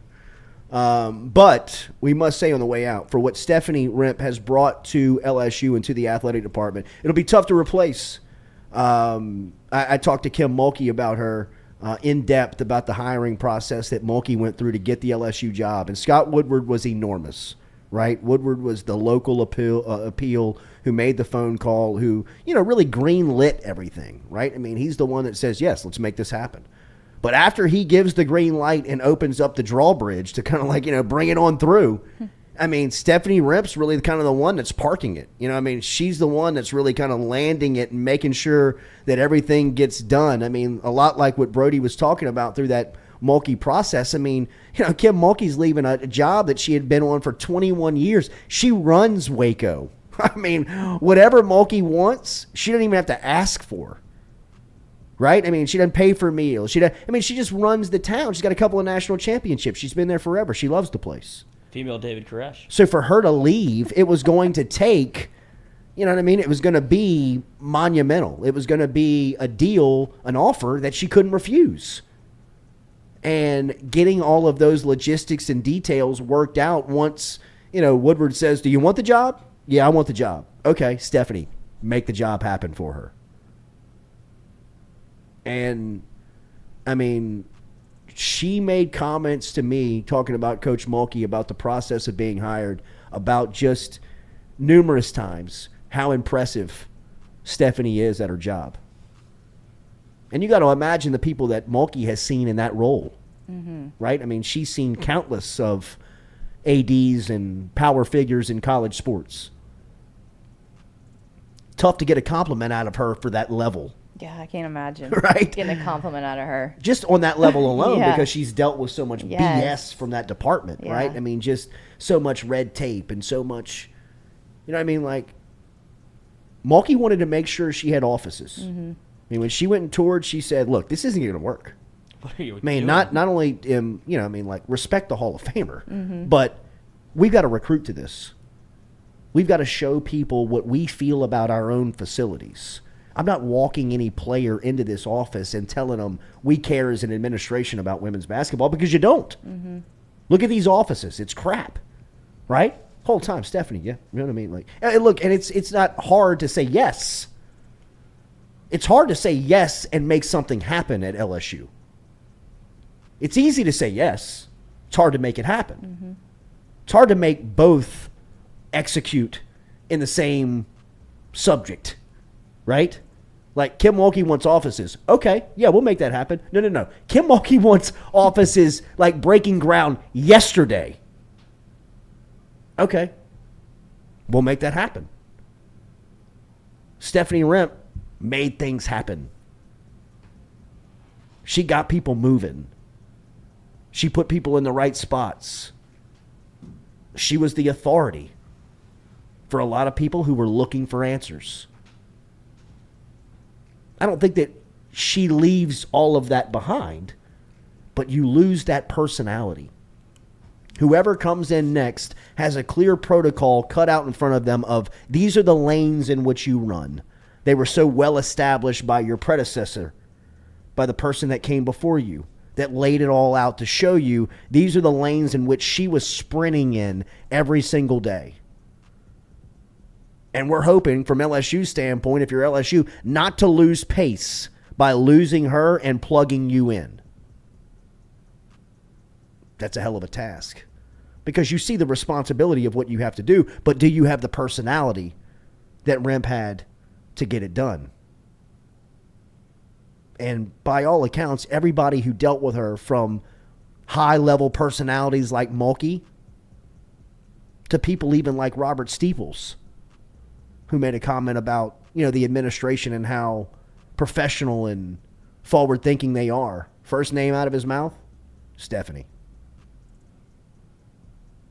It's every level of the athletic department that this position has an effect on and has an impact on. And when you've got your cornerbacks coach talking about your executive deputy athletics director and how much she means to the overall functionality of the program, you got the right people in the right spots. And an organization that's that vast, that wide, that ranging in personalities, people, numbers, you got to get more right than you do wrong, and that's tough to do. And she plugged in a lot of people that were right at their job because she had the personality, the experience, and the history in it to recognize what good talent and people who were making waves and ripples looked like. So it's going to be a big one, man. It's going to be a huge hire. Mm-hmm. I can't wait to see who the short list is. I don't necessarily know. Like Lloyd said, I don't have anybody. I don't know the game well enough. I don't know that industry enough. So I'm looking forward to see what the names look like. I wonder when he'll put that in place. Probably pretty soon. Gotta be, right? Yeah. I mean, you can't in that position. By losing a day, you're losing ground. Mm-hmm. You better have somebody in that role who's forward-thinking and keeping you competitive within your own league. Right. Forget the rest of the country, just in the SEC. Mm-hmm. And I think that's where their relationship comes into play. Like him having a great relationship with her. Mm-hmm. I don't think he was blindsided by this at all. Right. I think he's going to be able to make a move probably pretty quickly. Yeah. Because of, I don't think it's probably already done. That's what I would think. Yeah, she would have done that too. Yeah, obviously I know nothing. But I would imagine that, knowing their relationship and how they've kind of traveled together and been tethered together, she didn't blindside him with this. So he's had a short list in place. I'd imagine that it'll come quickly. Right. Hit that like button, share button, comment button. We'll be back with you tomorrow morning at 7 a.m. What's that? Mailbag. Yes. Get your mailbag questions in. When are we going to do live mailbag call-ins? I want to go back to that. Whatever these I want to hear some people's voices. Yes. Let them ask the Maybe questions. FaceTime in. What's the phone number? Do we know the phone number? Have it. Rove Camara. Do we want to give it out? Is that right? Who was it? Rove 7741. Mm-hmm. Do you want me to give the number? Absolutely. 225. 229. 7741. 225-229-7741. If you've got a mailbag question, dial that number and leave it on a voicemail. We have voicemail. And then we'll play the voicemail back with your mailbag yeah. question. Have a take, don't suck. Or do. Yeah. What's the number Little again? Romy. Give me- 225 Stewie, excuse me. 225-229. Speaking of Stoney. 7741. Rove Camara. Call Derek. Cell phone out. That's what we need to name the Gotta call segment. Derek. Call Derek. Yes. Call Derek. Call Derek. Jesus. Do we have voicemail set up? I probably need to check. Oh, on we this. definitely do because we get spammed with them all the time. Okay. Here, let me see. Good. I know we have random texts that come through. Harold Perkins' mom. Oh my god. She left the voicemail. Okay, no, that was when I had that different number set up. Like kind of like it was an app on my phone that David? we had a number. What did she say? Huh. She was mad. She was mad She at was Uncle. real She was mad. mad at the uncle. Mad that wow. we had him on the show and that we asked questions and he said and He don't speak for Harold. he's not in his life. Y'all don't know what y'all are talking about. I was like, oh my god. I forwarded it to Jordy. I was like, she's mad. This She's is awesome. Mad. His mom is so mad. What do we great do? radio. Call her back. She was mad. Where is our phone It's anyway? over there. Might be dead. Oh. Gotta set it up. I'll set it up in a minute. Never mind. Scratch that. I can No, set we it set it up. up right now. Okay, never mind. I'll We're set setting it it up up. in a minute. Never mind and then again. y'all can call. 225-229-7741. Yeah. Save it under Derek. Like, share, comment. We'll be back with you tomorrow morning, 7 a.m.